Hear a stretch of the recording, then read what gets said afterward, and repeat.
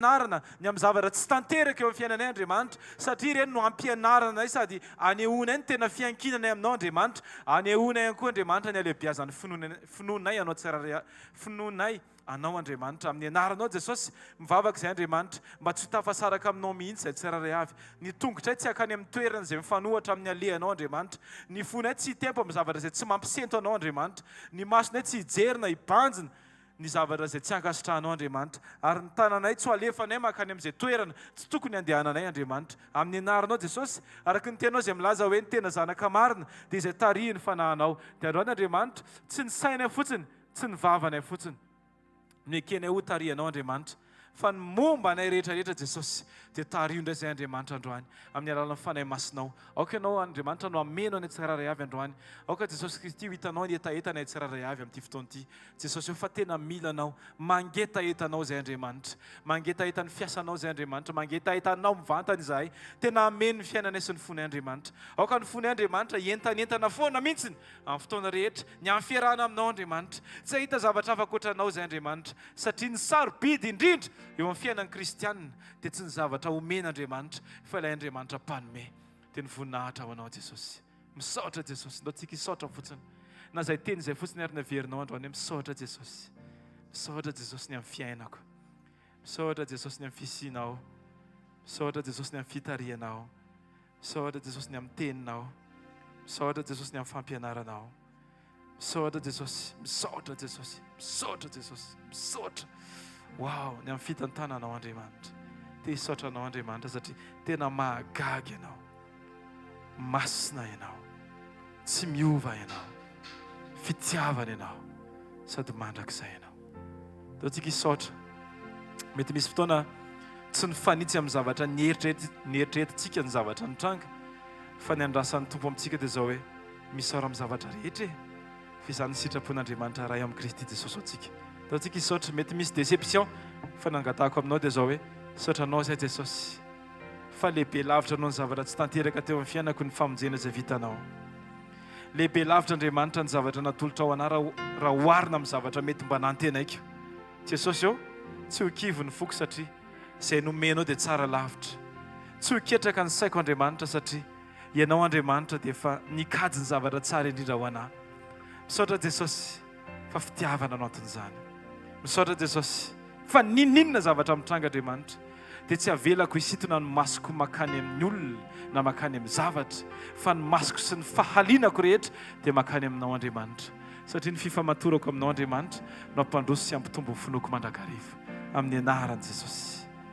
amen amen dao tsika teny amen mafy raha sitraka ao dia asiana tehaka mafy ho an'i Jesosy alleluia fiadanan'ny tompo aminao manokana tononoko ny fiadanan'i Jesosy aminao dia tononoko ny fiadanan'i Jesosy amin'ny olona akaikinao androany alleluia teny mihitsy hoe fiadanan'ny tompo aminao manokana ianao io dia anisany ho kasihan'Andriamanitra sady handray ny fahatsaran'Andriamanitra amin'ity fotoana androany ity amen amen tsisy antony nandraisana raha tsy ho zaraina ilay zavatra anankiray matoantsika men'Andriamanitra fiainana dia misy zavatra tokony zaraintsika ho fiainana fiadanana salamo fahatelo amby zato mivakitsika rehetra salamo fahatelo amby zato ny andininy fa 7:20 ka hatramin'ny fa 2:20 salamo fahatelo amby zato andininy fa 7:20 ka hatramin'ny fa 2:20 salamo fahatelo amby zato ny andininy fa 7:20 ka hatramin'ny fa 2:20 izay mivako toy izao amin'ny anaran'i Jesosy Kristy manao hoe Jehova efa nampitoetra ny seza fiandrianana any an-danitra ary ny fanjakany manapaka izao tontolo izao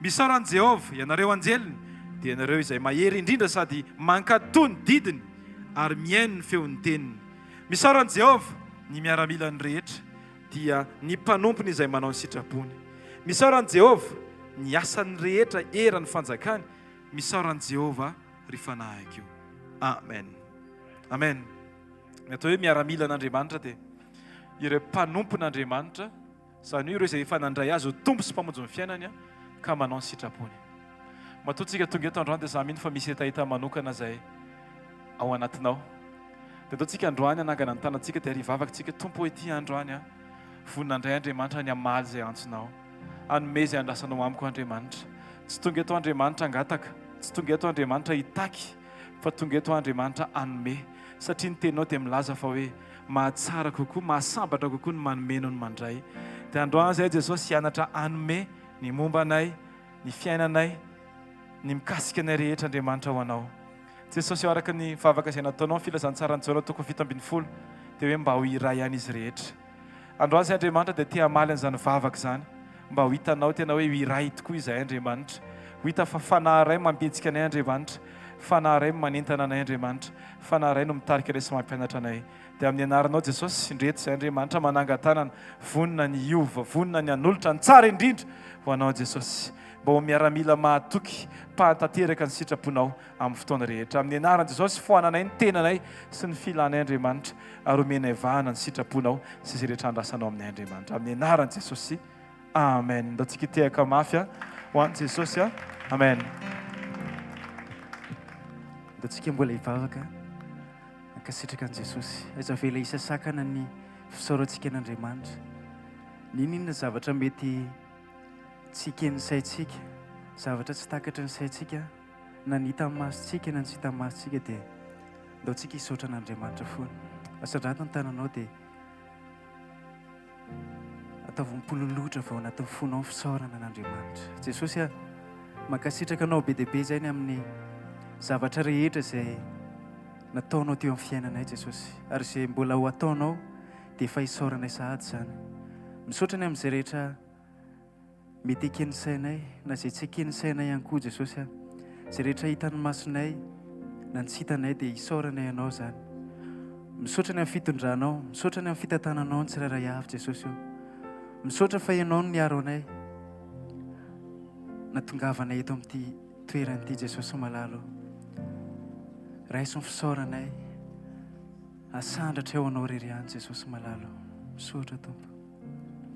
Ry Jesosy fitiavanao no ifaly anay, favoavono ianao isolovo nanay,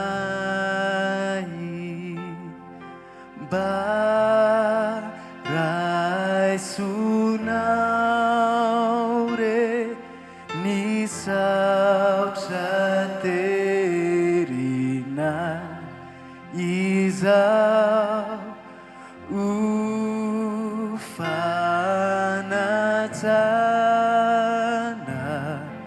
anao pamunzi ti. Ndao veritsika ry Jesosy ny fitiavanao mifalianay. Ry Jesosy fitiavanao no ifaly anay, favoavono ianao, favoavono ianao isolovo nanay. Baraisinao ve Jesosy?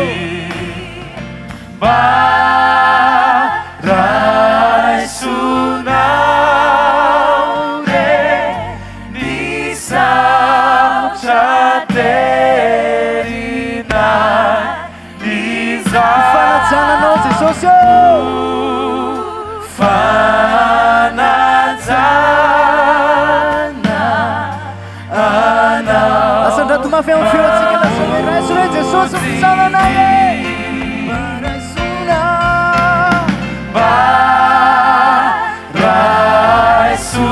Baraisunao re ni saotra terina Izay. Fanajana anao pamunzi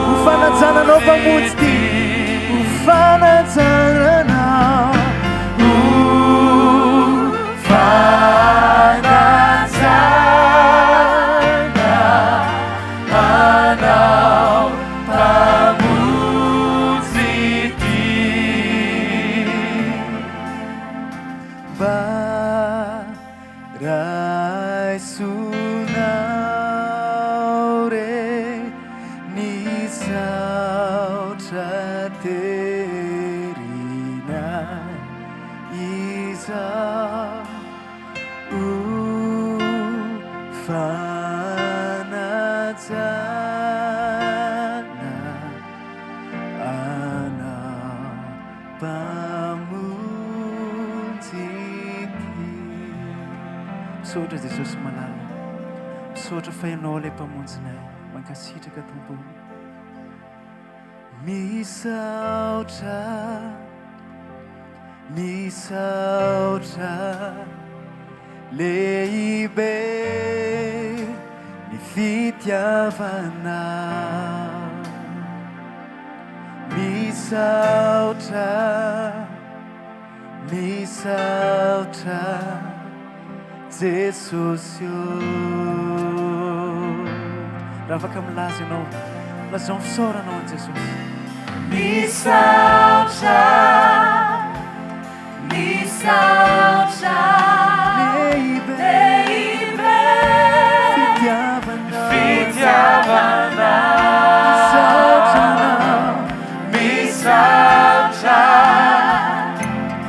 misaotra Jesosy io.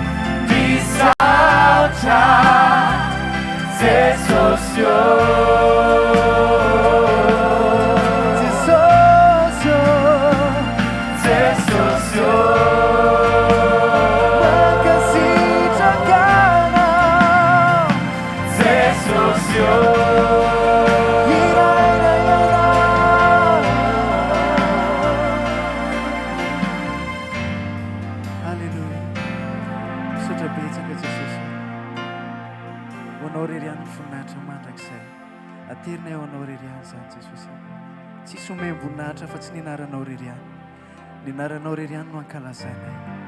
Asandratra Jesosy. Apetraka eo am-pelatananao, momba nay rehetra Jesosy. Rehefa eo an-tananao ny zavatra rehetra Jesosy dia ianao no miazona azy, ary tsy misy marombaka izay eo an-tananao Jesosy. Mankasitraka anao izay fa tena sambatra izay manana anao, ary iankina aminao foana izay Jesosy. Tsy mahavita ny tenanay izay, tsy mahavita ny fiainanay izay Jesosy, fa tena hatirinay eo an-tananao momba nay rehetra, satria ianao no inonay, ianao no atokisanay Jesosy, fa ianao ilay tsy mba mivadika, ianao ilay tsy miova omaly sy anio ary mandrakizay eo amin'ny fiainanay. Mankasitraka Jesosy malala. Halleluja.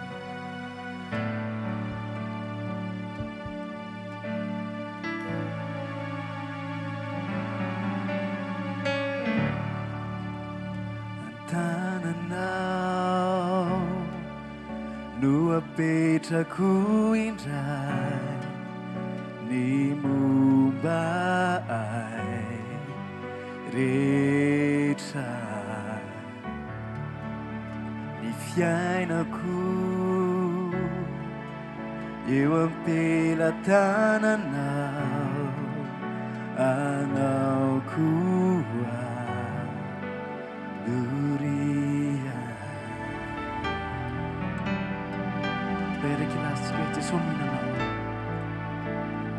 Sesomino anao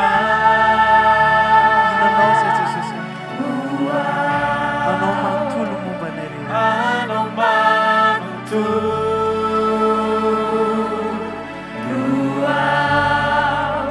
miantony velomako sy miantonira dia ianao rery any.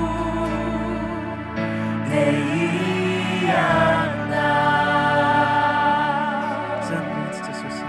hiara-ty aminao zay na zanay zaliana. Halleluia. Hiara-ty na zanay zalay anao naotsiky natomay mbola atoky anao foana zay Jesosy. atoky anao hiainao amin'ny lalanao teny fikasanao toria asandrato ambony tanatsika nazao Jesosy mino anao aho. Jesosy mino anao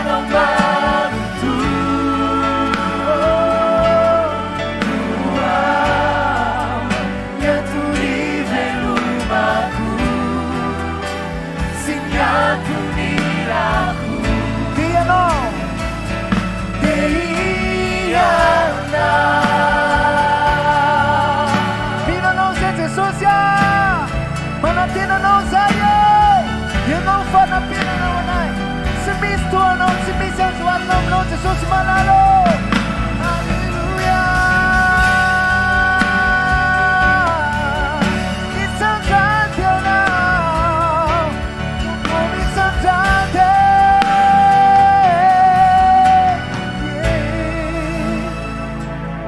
Mitsoka so mitsoka anao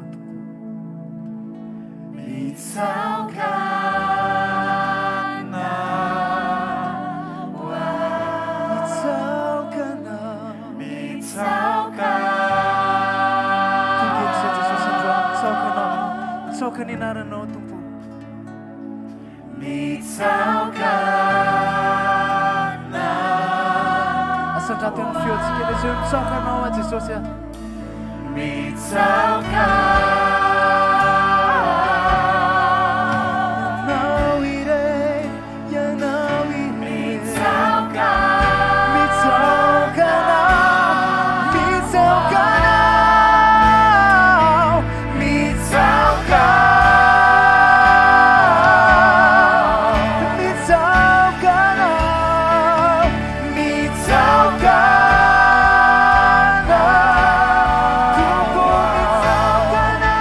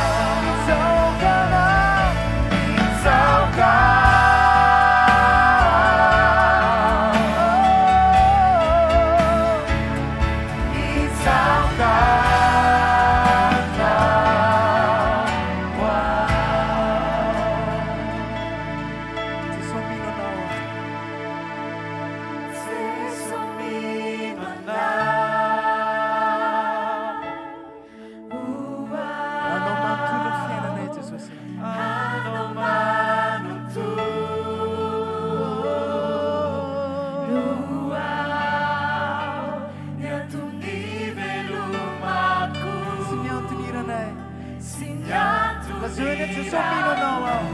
Minwana.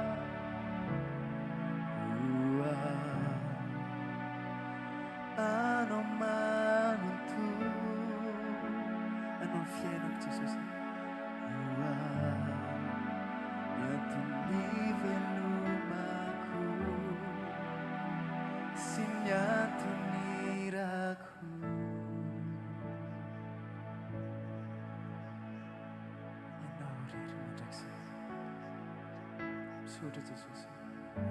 Misaotra fa tsy misy marombaka anay rehefa eo an-tananao amin'ny fiainanay Jesosy. Halleluja. Halleluja.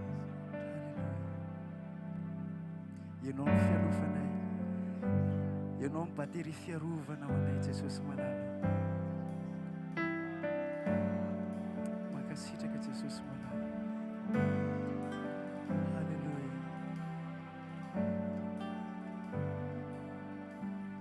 Ianao no fialofako,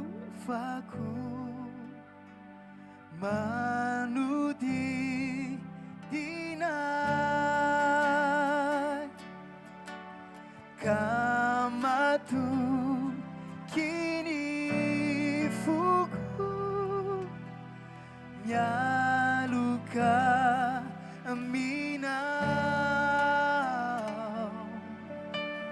ka naorambaratra mety andaloko,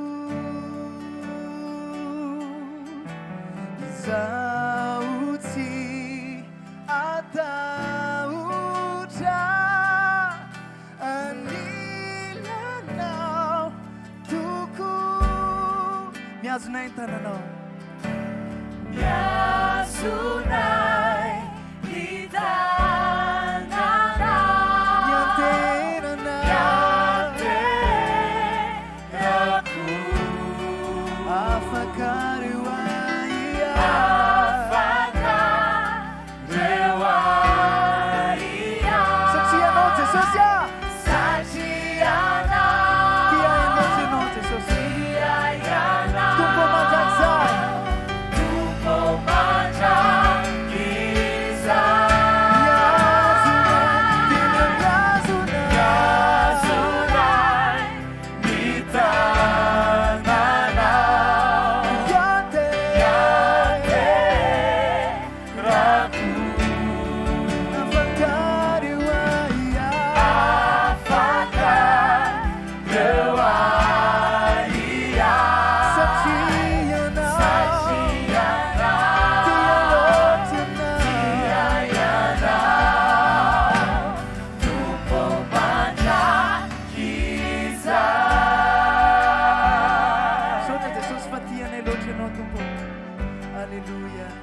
Halleluja.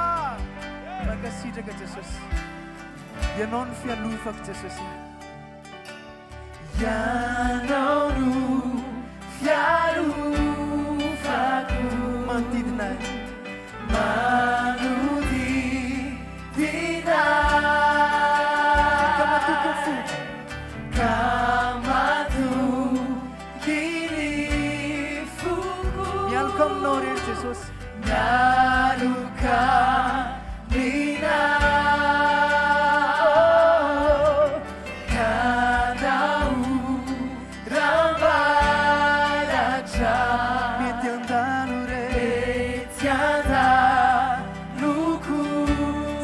Jesosy atahotra fa manana anao e saotsy atahotra anilanao toko lazao hoe miazona ny tananao tompo miazoray ny tanana fianterana fianterako afaka tena afaka leo aia satriana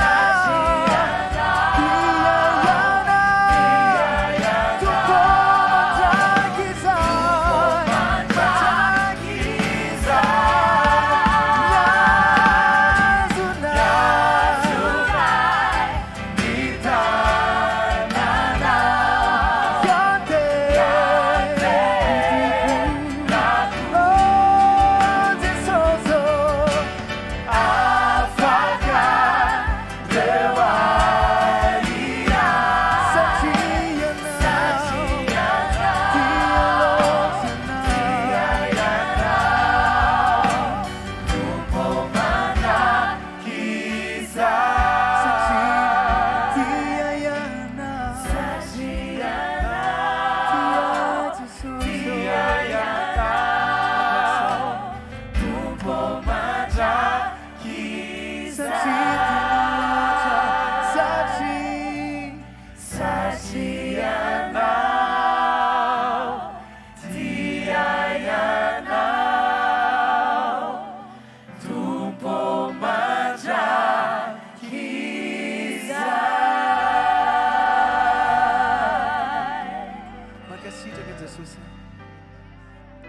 androany dia tsy hainay ny tsy hideranao Jesosy satria Andriamanitra ianao tsy hoe derainay ianao Jesosy mba hitahanay mba hisin'ny fitahiana eo amin'ny fiainanay fa derainay fotsiny ianao satria tianay ianao Jesosy derainay ianao amin'ny maha-Andriamanitra anao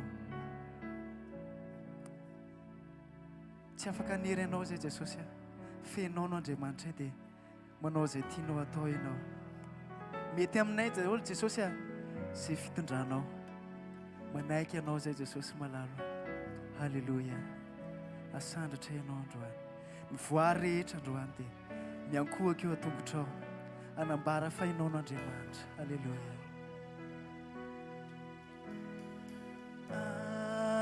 Andriamanitra ianao mendrika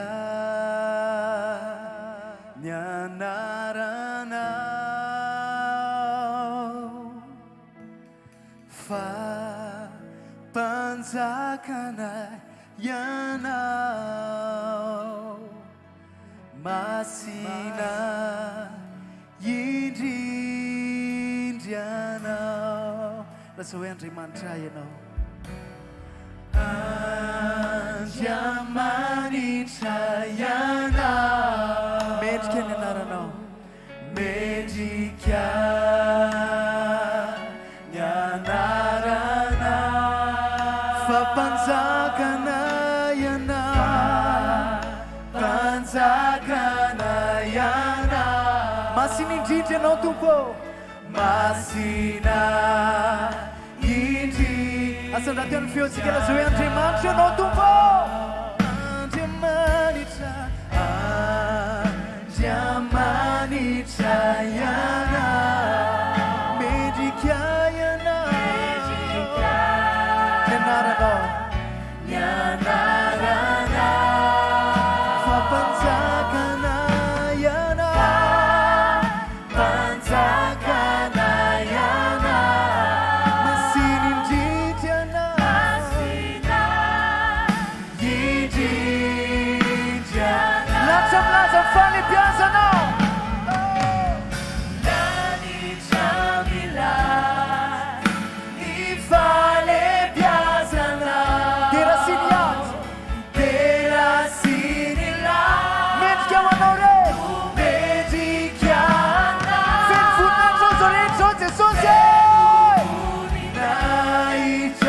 Izay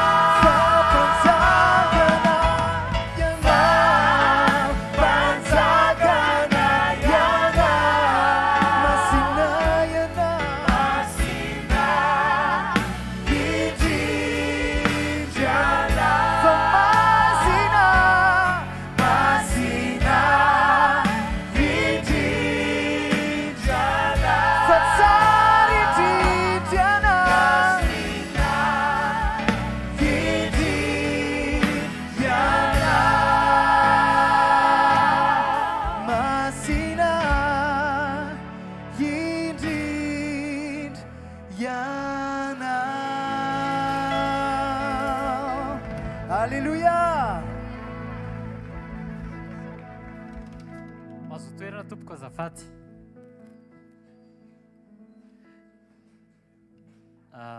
Fahalemerabantsika tsirairay avy dia tonga amin'ny fotoana amerena voninahitra any amin'i Jesosy ny amin'izay nataony teo amin'ny fiainantsika tsirairay avy.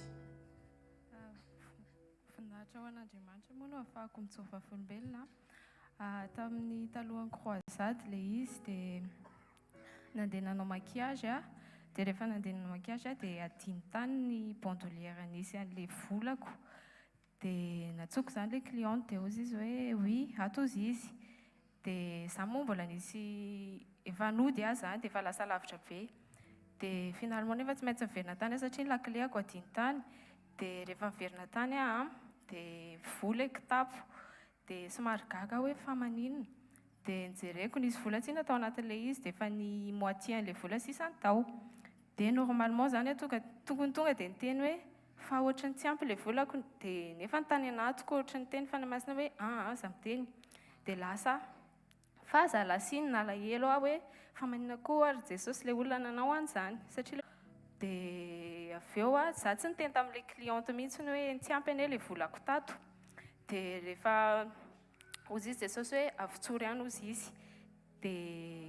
dia za mbola tsy nanaiky ihany fa rehefa reraka be dia natsory dia rehefa talohany croisade io amin'ny folo dia nivavaka dia iny vao reko hoe maivana dia ny arivan'iny ihany dia tonga dia nisy rendez-vous d'habitude tokony hoe jeudi vendredi samedi eo ihany tena misy rendez-vous fa tout au long les semaines lundi mardi ihany angamba tsy nisy rendez-vous dia nampianarin Jesosy ana hoe ianao tsy voatery miady ny rarino anao fa za manome ny rarino anao dia izay toe-potakin Jesosy amintsika hoe tsy voatery hoe je le mérite non tu mérites rien fa tena hoe Jesosy ny manome anao ny zavatra rehetra dia tsy haiko raha nisy natadidy nisy fotoana ny jovavolombelona le resaka soutenance dia ilay niteny moa tamin'izay hoe tsy vita amin'ny finokontsony hoa ilay izy fa vita amin'ny finoana Jesosy dia tamin'iny mbola tsy sahy nyteny moa zany hoe ohatrany ahoana satria mbola le naverina ilay boky dia mbola tsy fantatra zany hoe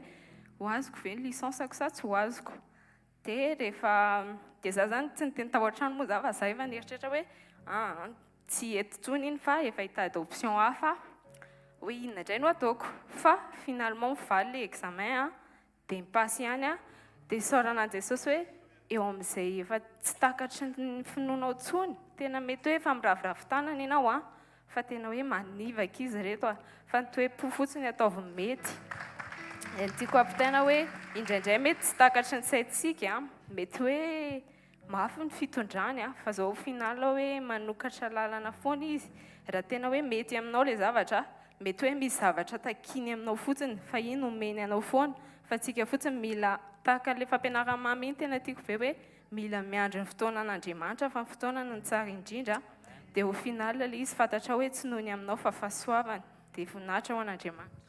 Dao tsika teka mafy ho an'i Jesosy. Témoignage manaraka sady farany androany. Tainy Jesosy daholontsika rehetra.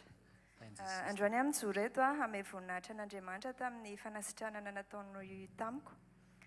Za tamin'ny taona 2021 tany ny choc be nahazo anahako dia tamin'izay ahako niditra urgence mihitsiny. Dia tamin'ny tany dia ozy izy ny dokotera hoe reraka ianao ozy izy izay fotsiny teneny anahy zany. Dia après an'izay nefa ny ahako lasa le aretina zany mety tsy haiko na fo na hoe spasmophilie angambany satria après an'izay ahako rehefa misy zavatra miseho rehefa ohatra hoe taitra na malahelo na tezitra na misy olona miresaka ohatra dia miteny mafy be na varavarana midona mafy be dia tonga dia ohatrany hoe miatraika be aty amin'ny foko ilay izy dia foko ohatrany hoe sensation zany ohatrany hoe mibotsina dia tena marary sady mavesatra dia nanomboka tamin'ity taona ity ilay izy ny intense kokoa ilay douleur tany anatiko zany dia tamin'ny mois d'août teo zany nanantona spécialiste ana fo dia teny moa ilay dokotera tamin'izay hoe misy zavatra tsy mifonctionne tsara ozy izy amin'ny fonao dia vonainao an'izay dia ny fifatoako zany tonga dia hoe rehefa eo Jesosy dia mety ny zavatra rehetra dia nody ny teny moa zany izy hoe reto zavatra reto ozy izy hoaninao zavatra naturel aloha ilay izy dia premier jour aloha nanandrana dia avy eo najaniko ilay izy dia tonga ny zoma tsy tadidiko hoe tamin'ny fin août angambana début septembre iny tamin'izay tao an-trano aho dia nanao raharaha teo aho dia nisatra ninjera dia tonga dia nitraika be tany amin'ny foko ilay izy tonga dia navesatra be mihitsy amin'ny foko izany dia izy hoe tena tsy normal intsony izany fahasalamako izany kanefa ny zaho tsy handeha dokotera izany intsony fa rehefa eo Jesosy mety ny zavatra rehetrarehetra dia manana amin'ny fotoana ny Andriamanitra nasitranana anahako dia avy eo ny hariva Zomà Fanontronana moa dia tonga teto aho dia ny hariva rehefa andrava dia eo izy pastor Rodolphe hoe makanisy eto izy izay marary rehetrarehetra dia apetrao amin'ny faritra marary ny tanana dia nikasihany tamin'izay dia tao anatin'ny quelques semaines izay dia nandinika ahako hoe niova ve dia tena nanasitrany Jesosy dia averina amin'Andriamanitra amin'ny voninahitra. Ndao tsika teka mafy an Jesosy dia raha sitraka ao dia ndao hitsangantsika ndao tsika merina ny voninahitra any amin'Andriamanitra. Ao anatin'izany dia mampianatra antsika Andriamanitra tsy handeha araka ny sentiment, tsy réagir araka ny hitany maso fa hieno ny feo amin'ny fanahy. Mampianatra antsika koa Andriamanitra tsy antehatra amin'ny finoantsika fa misy fotoana ny finoantsika mety raraka fa ao anatin'izany ny finoan Jesosy mbola mahefa ny zavatra rehetra moa izy koa le tompon'ny finoana sady izy ny mpanefa azy. Dia ao anatin'izay hoe le fo teo tena hoe misy zavatra indray tsy vao maîtrisenao fa mety hoe vokatry ny passé dia mbola manaraka anao fa te hamprisika anao tongava foana fa ho avy ny fotoana le fotoanan'Andriamanitra dia izay ny tsara indrindra ho antsika tsirairay avy. Asan-drato ny tanantsika dia ndao tsika ame voninahitra an Jesosy ny amin'ireo asa tsara rehetra izay nataony. Ray amin'ny anaran'i Jesosy mankasitraka anao zahay misaotra Jesosy fa velona ianao, misaotra Jesosy fa Andriamanitra ianao, misaotra Jesosy fa sarobidy aminao ny fiombonanay aminao, tsy mampirisika anay ianao handeha amin'ny sentiment fa ny afantarana fa zanak'Andriamanitra izay dia mahay mihaino ny fanahy ary manaiky ho tarihany fanahy.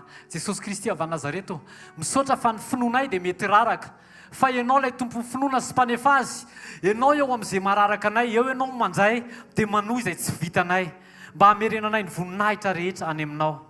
Jesosy Kristy avy Nazareto misandrata eto amin'izao toerana izao ary eo ka ny anaranao irery ihany no ankalazaina mandrakizay amin'ny anaran'i Jesosy. Amen. Andao tsika hitehaka mafy andraisantsika ny mpanompon'Andriamanitra izay tondratsika ao anatin'ny fanomanana. Ataovy mafy any aloha ny tehaka ao iny izy. Alleluia. Vavaka antsika. Misaora Tompo ny fitiavanao anay. Misaora Tompo ny amin'ny famondraponao Tompo. Ary misaotra ny fanotronao anay. Misaotra ny fanasanao anay Tompo izay tonga eto amin'ny fanatotrinanao. Eto Tompo ny toerana tsara indrindra ary zao fotoana tsara indrindra ary tonga eto anao Tompo anambara fa tianao zahay. Misaora Tompo malalatsiny ny zavatra rehetra makasitraka Tompo ary mbola mitena aminay Tompo fa vonona zahay hiaino anao akatony teninao mandrakariva amin'ny anaran'i Jesosy Tompo. Amen. Afaka mipetraka antsika. Zoma farany volana septambra. Amen. Ary tsy hoe farany volana fa zoma anankiray izaran'Andriamanitra aminao fa tiany ianao tiany za. Mizavatra zarako io anatin'ny minitra vitsivitsy dia misy ny resaka fanaovan'i Jesosy izay ao amin'ny bokin'ny Lioka 10. Lioka 10 andiny fadimy amby roapolo sy ny andiny fahina amby roapolo. Lioka 10 andiny fadimy amby roapolo ka hatramin'ny andiny fahina amby roapolo amin'ny anaran'i Jesosy manao hoe ary indro nisy mpahay-lalàna anankiray nitsangana ka naka fanahin'i Jesosy hoe mpampianatra inona nataoko andovako fiainana mandrakizay. Ary hoy izy taminy inona voasoratra ao amin'ny lalàna, manao ahoana ny famakianao azy. Amen. Io teny andin-tsotra masana anankiroa izay akako kely ny fampidirana amin'ny tendroany ity. Fanontaniana izay nanontany izay napetraka ilay mpahay-lalàna anankiray ozy ny baiboly nefa ny raha fantantsika izany hoe fanontaniana izany dia valiny tsy tokony fanontaniana fa raha fanontaniana ny valiny dia ohatrany hoe ny olona mametraka angatontsika hoe tsy dia eo ny fahendrena dia fanontaniana hoe maninona kay Jesosy raha anontaniana fanontaniana dia mivaliny fanontaniana dia zao ny zavatra mba hitako. Le fanontaniana izay napetraka io mpahay-lalàna io mody manontany izy fa hainy ny valiny fa oranteheteny hoe za mahay angambany. Anankiray koa hoe milaza mody mametraka fantanina izy a fa izao izy koa nefa ny oranentina fakana fanany Jesosy zay na tonga le fantanina valiny a fantanina ary fantanina kay napetraka ny a dia valiny anankiroa dia zavatra voatsindreo a dia zao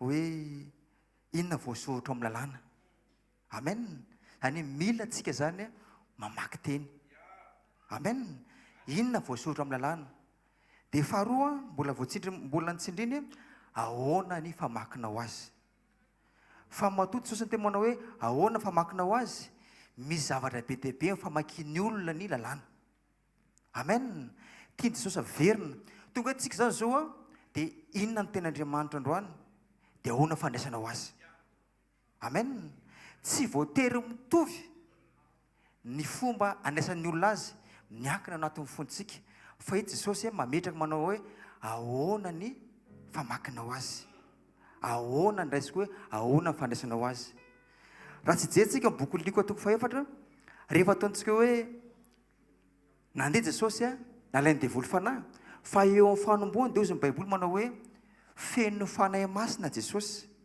ary fatantsika tsara anankiray a dia mpaka fanahy fa zavatra somary raha ataontsika hoe olona tsy feno fanahy olona ataontsika hoe tsy feno fanahy Jesosy dia mety mitovy ihany a ny valiny nataony Jesosy sy le devoly rehefa ataontsika hoe ny zavatra voalohany resaka nohanina nresahany teo tamin'ny voalohany dia hoe ty vato ty a afa-dio mofo jereo hoe fa rehefa feno fanahy Jesosy dia ninona mety zany possible zany miracle zany vita zany fa ohatry Jesosy manao hoe tsy mofo ihany veloman'ny olona fa ny teny rehetra zay alokan'ny vavan'Andriamanitra amen satria mahatonga Jesosy ny tena zany miankina tao anatiny tao zay iankinana rehefa nandeha fakapana fandroany dia somary lalindalina kely dia mianjerana ambany ihany nao a fa voasoratra hoe andidiny anjeliny aminao ka izy andidiny anjely aminao ka hiaro anao izy somary lalindalina izy tamin'ny voalohany oranresaka hoe sakafo fa rehefa fandroany somary lalindalina dia somary nisarika makany amin'ny zavatra hafa fa jereo hoe ten'Andriamanitra nampiasana Satana fa mivalia manao hoe aza makafana ny Jehovahandriamanitra ao izy amen ary fahatelo ny tena lalina tena gravy dia hoe miankofa amiko ianao dia omeko anao zao rehetra zao izy dia jereo na famaly Jesosy hoe Jehovahandriamanitra ao ny ankofanao ao fa izy ihany no hotopoinao re olona rehefa ataontsika hoe le fomba famakin'i Jesosy le teny no afaka namalina ary rehefa tena nijoro izy teo anatin'ny fahafenofany masina dia fatantsika tsara ozy ny baiboly dia nandao azy Satana dia aveo nisy anjely tonga nanompo an Jesosy jereo tsara nefa tsy voavaly hoe nona Jesosy tsy hoe koa hoe vito io dia maty Jesosy hoe olona tsy sakafo 40 jours 40 nuits zany raha hoe vadio mofo ty vato ty tena mety velona izy fa tsy zay fa zao Jesosy feno fanahy amen tonga eto zasanao tena alohantsika alohan'ny dirany ten'Andriamanitra ndreo laotra le mpaka fanahy teo jereo ne Jesosy sady tsy maty fa naninona ny ala aveo tsy feno fanahy fotsiny izy fa nandeha tamin'ny herin'ny fanahy amen mihoatra lavitra n'izay zay zavatra zay rehefa feno ny hery fanahinao dia tiako miteninao mihoatra lavitra ny zaka zay irinao ao tonga fiainanao amen androany tsangantsika ivavaka amen sokafony ao anatinao adinoy zavara misy talohana androany dia tsika anao namitenao tena sokafo ao anatinao tena hoe omeo lalina fany masina hitarika anao reny mety fahaizantsika reny fahalalantsika fanantsika aleo hipetraka any dia tsika tena hiankina tanteraka amin'ny fanahy masina tompo androany zay tompo dia tonga ohaty zay amin'ny ty androany ty nasanao zay androany tonga ohaty zay tompo tsy hakafanahanao tonga zay tompo tsy hitady ny lainao fa tonga zay tompo te andray zay le inona ny tena tianao ambara aminay le tianao ataonay le tiana isitranay le tiana ataonay tompo amin'ny tino anty ampiasay fanahy masinao androany afany fantoko aminao tompo ampangina ny feo fetranay ampangina ny feo fonay ampangina tompo mitabataba misy aminay misy anatinao tompo mivoninahitra ao makasiraka Jesosy eo ho anao fakasitrahana manak'izay misaora sady tompo fa tonga eto anao tompo anao iteny aminay le teny zay tonga ny tena ho feno herin'ny fanahy tompo amin'ny tino anty ary sy vokatra fanamanakariva mianaran'i Jesosy tompo amen. Tia tanana mavobetsika ho an'i Jesosy andrasantsika ny mpanompoandriamanitra tonanteny ataovy mafy ny teko anao Jesosy. Halleluja.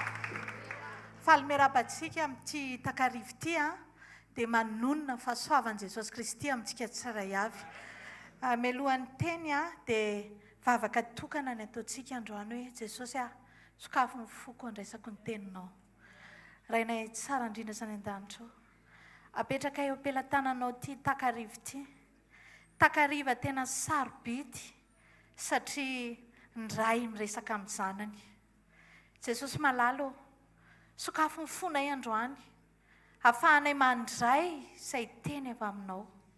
Mitenena aminay fafonikian'ny mpanomponao. Amin'ny anaran'i Jesosy Kristy Tompo. Amen. Afaka mahazo toerantsika tompoko. Zavatra iray no tiako zaraina androany dia hoe Izay tena an'i Jesosy. Misy mankony any Paoly dia misy any Kefasy fa misy kosa ilay tena an'i Jesosy. Ilay tena an'i Jesosy no zaraiko amintsika androany hoe tsika miaraka amin'Andriamanitra tokony hanana fatsapantsika fa tena an'i Jesosy tanteraka tokoa.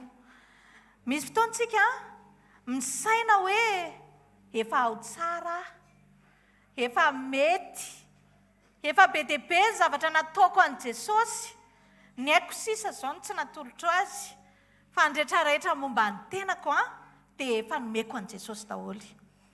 Mety efa tonga ao amin'izany toeran'izany ianao, ohatrany hoe tena efa mety amin'ny fisainanao, nefa ny Baiboly dia mitaky an'izao teny izao hoe tsy izay tiatsika hitiavantsika azy fa izay tiany ataontsika. Amen. Mora be no miteny amin'ny olona anankiray hoe ataovy tianao Jesosy, fa zao sarotsarotra amin'ny olona mampanaiky ny tenany tena hitiany Jesosy. Rehefa hiteny amin'ny olona anankiray ianao zao hoe mizaran'i Jesosy amin'ny olona, Jesosy tena tianao tena, dia averenao petraka aminao izay fanontaniana izay hoe za ve tena tian'i Jesosy, za ve tena an'i Jesosy tanteraka tokoa. Dia rehefa voavalinao izay fanontaniana izay dia izay ianao vao mahafantatra hoe ay za tsy an'i Kefasy ay za tsy an'i Paoly fa za kay an'i Jesosy. Amen. Ao amin'ny Jaona toko 2:5 dia mampianatra antsika foana ny ten'Andriamanitra manao hoe fa hoy indray tamin'ny mpanompo ataovy izay asainy ataonareo. Andriamanitra tsy mitady izay tianao atao fa mitady izy izay tiany ataonao. Andriamanitra miandry ny olona izy eo amin'ny fankatoavana tanteraka azy, izany hoe inona ny asainy ataonao. Raha tia tantara atao amin'ny Jaona toko 2 zao ny jerena, raha ny tiany reto olona reto zao, raha ny tiany Maria sy ny tariny sy ny le rehetrarehetra teo, dia zao hoe tonga dia ameo vola fotsiny izay dia hividy divay mahavita ny rehetrarehetra ireo. Fa zao ny tiany Jesosy natao hoe rano fotsiny alaina dia tovozy ao anatin'io siny io, dia izay fotsiny ny ataonao. Hitanareo, Andriamanitra tsy mitady an'ilay ainao, fa Andriamanitra mitady olona miaino azy. Rehefa miaino an'Andriamanitra tsika dia izay mira vokatra. Fa rehefa miaino anao ianao ve tsy tonga saina indraindray hoe indraindray diso foana ny fiteny fieritreretanao. Teto zao dia nampianatra Maria hoe ataovy izay asainy ataonareo. Aza manao zavatra izay tianareo atao, fa izay tiany Jesosy atao. Dia rehefa tao anatin'izay zavatra izay dia hitantsika ny toyany hoe tena nahita vokatra farak'izay tsara. Satria izy ny ten'Andriamanitra hoe ho gaga be le olona ninana ny sotro an'ilay divay hoe fa maninona ny ianareo izy, ohatrany hoe mbola tsisy mariazy nandananay ohatran'izany, hatramin'izay na mariazy. Fa ny olona ozy izy tsara be aloha ny alefa aloha, dia rehefa avy eo ny ratsy satria efa voky ny olona. Fa ny ianareo ozy izy dia zao tsara, dia vao maika indray tena tsara. ohatrany ange ny tian'Andriamanitra ny angiona ny fiainanao rehefa miaino azy ianao, rehefa makatoa azy ianao, dia zao hoentiny ampiaingonany amin'ilay tsara. Mety misy tsara eritreretinao, fa le tsara tena eritreretin'i Jesosy. Amen. Ka androany dia te ampatsiaro atsika hoe, ampatsiahantsika hoe ny olona tena an' Jesosy anie dia ireo izay mandany tenany fa manaiky ny tari-dalan'Andriamanitra. Amen. Be dia be ny zavatra tiatsika atao, be dia be ny zavatra ao anatin'ny fotsika izay eritreretintsika fa mampety atsika.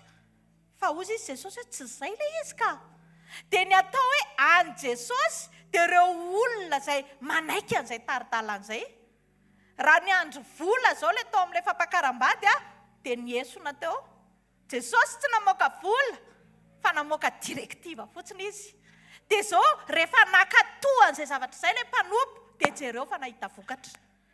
Be dia be tsika nikivy eny am-pandehanana fa maninona Jesosy miaraka aminao indraindray ohatrany fahoriana foana ve?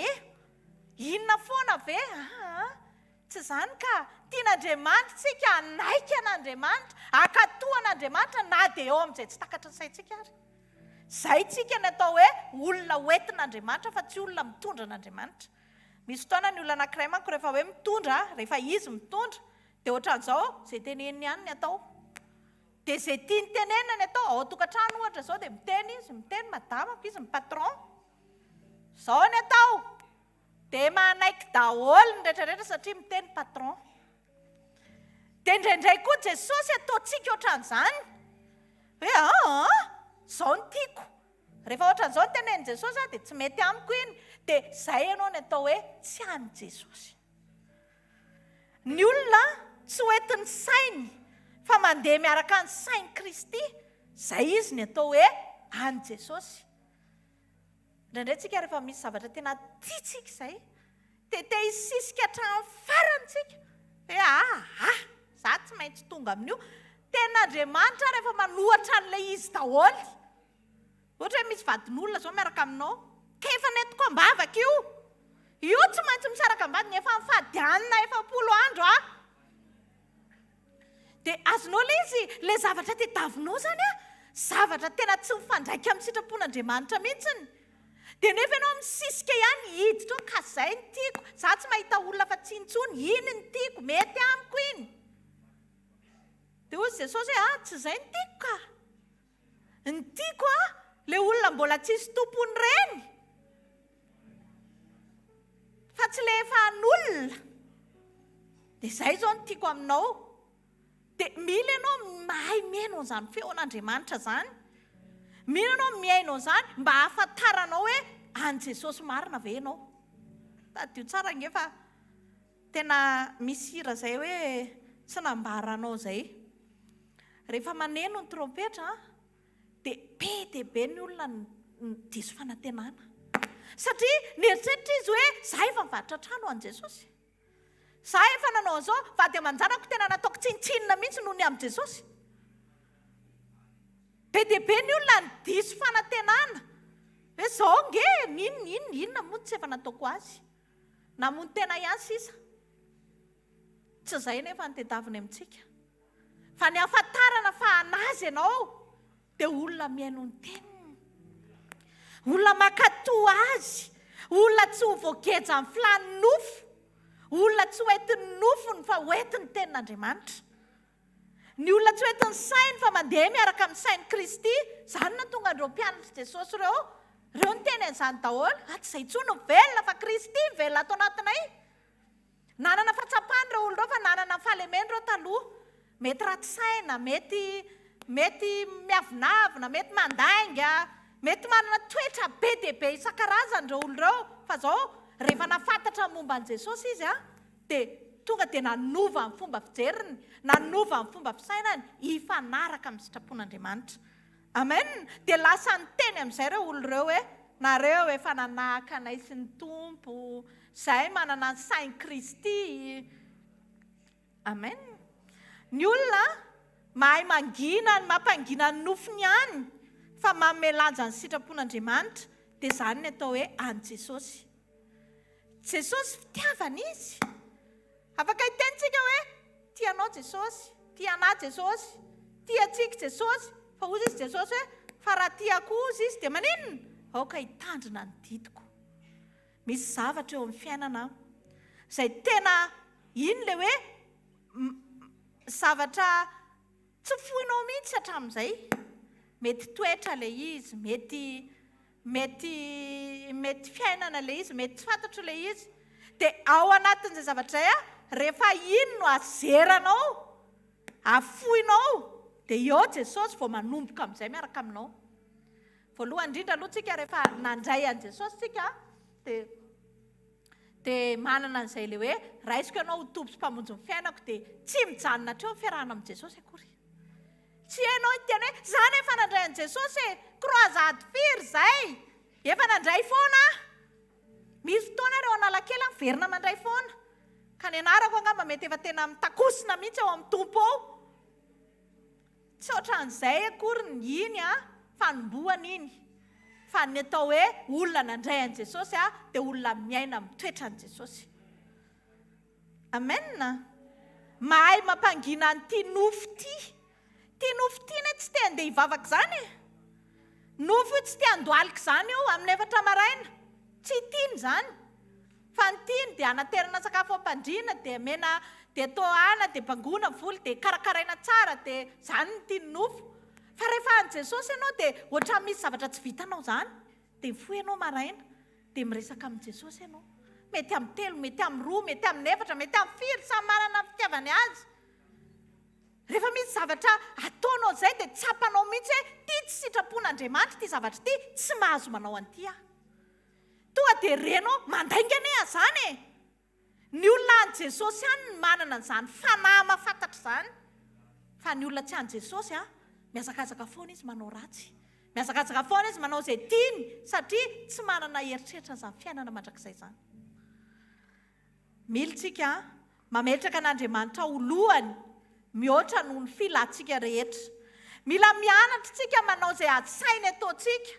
Ho an'ny vehivavy manambady zao rehefa miteny Andriamanitra ianareo vehivavy manaiky ny vadinareo dia ianaro izay.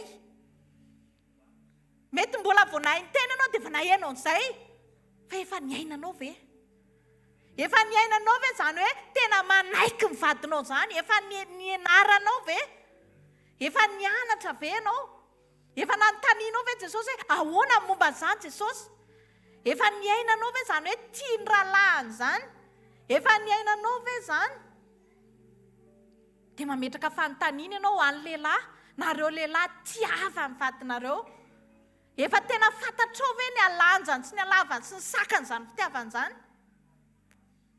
Dia ao anatin'izay fotoan'izay dia tsapanao tsara mihitsy ianao hoe izany Jesosy ka. Satria fantatro tsara izany. Fantatro ny tiany Jesosy tenenina dia fantatro ny nataoko. Melohany ianao hizaran'i Jesosy hoe hiteny amin'ny olona anankiray hoe tianao Jesosy, anontaniao ny tenanao aloha. Hoe tena tian'i Jesosy ve ianao? Mahafoy zavatra fotoana na dia fotoana fotsiny ary ho an'i Jesosy ve ianao?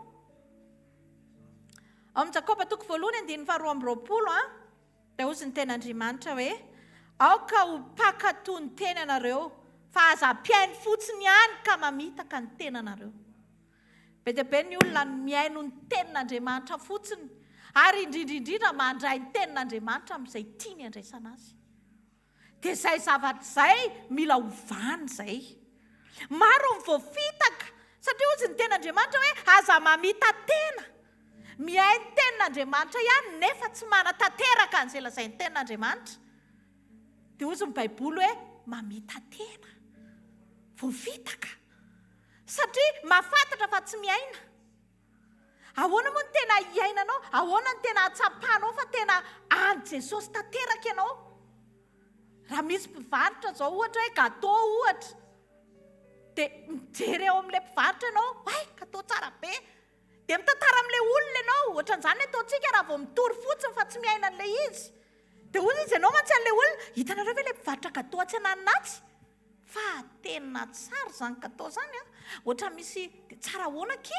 Ohatra misy menamena dia misy tsy haiko chocolat ngamba nita, izy ary tsy mahafantatra akory. chocolat angambany, misy menamena, dia misy indray ohatra an'izao dia hainy tsara no ny tantara hatramin'ny akanjo anaovan'ilay mpivarotra dia hainy. Fa zao tsy hainy tsirony. Mety masira ve sa mamy io sa tsy sira tsy hainy, satria tsy nohaniny, satria tsy nandramany. Ohatran'izany ny fiainantsika raha vao tsy tena manandrana sy miaina an' Jesosy. Fantatra fotsiny ianao fa mpanao fahagagana izy, mahafantatra fotsiny ianao fa tsara izy, mahafantatra fotsiny ianao fa mpamindra fo izy. Fa zao raha vao tsy iainanao izay zavatra fantatrao izay dia tsy misitraka nininina ianao, tsy mandray nininina ianao amin'Andriamanitra raha vao tsy fantatrao izay. Ka manomboka andrany andramo mihitsy za mihinana ny tenin'Andriamanitra izany. Ahoana ny tenin'Andriamanitra ao? Inona ny nataony Jesosy? Jesosy raha tratrana situation ohatran'izao dia inona ny nataony? Inona ny zavatra nitranga tamin'i Jesosy ohatran'izao?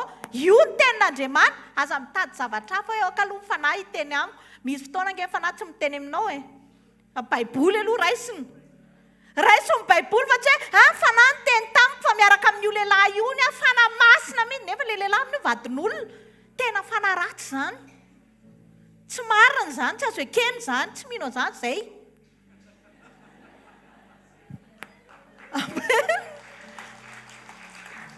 Fa zao raha hitanao fa voasoratra ao anaty Baiboly izany zavatra izany dia tena mijoroa amin'izany.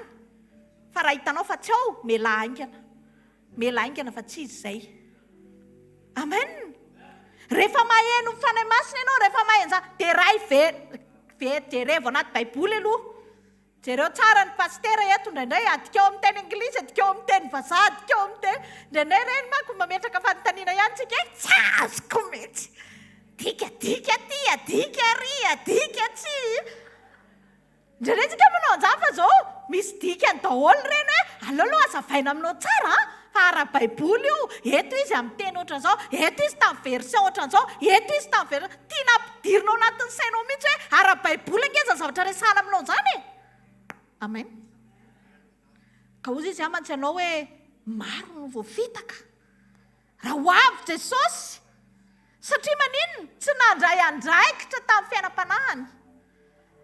Variana ny tory an'i Jesosy ange tsy mitady mpanompo fa mitady zanaka e. Amen. Ny zanako ozy izy ondriko zanako mahay ny feoko. Amen. Mitady zanaka izy, mitady zanaka iaino azy. Aza variana manompo tsy fanompona ny voalohany fa fankatoavana ny sitrapon'Andriamanitra. Amen. Ao amin'ny Korintiana 8:9-10 dia ozy ny ten'Andriamanitra hoe ahoana ary moa tsy fantatrareo fa ny tenanareo dia tempolo ny fanahy masina izay ao anatinareo sa dia efa azonareo tamin'Andriamanitra ka tsy tompony tenanareo ianareo. Jereo tsara?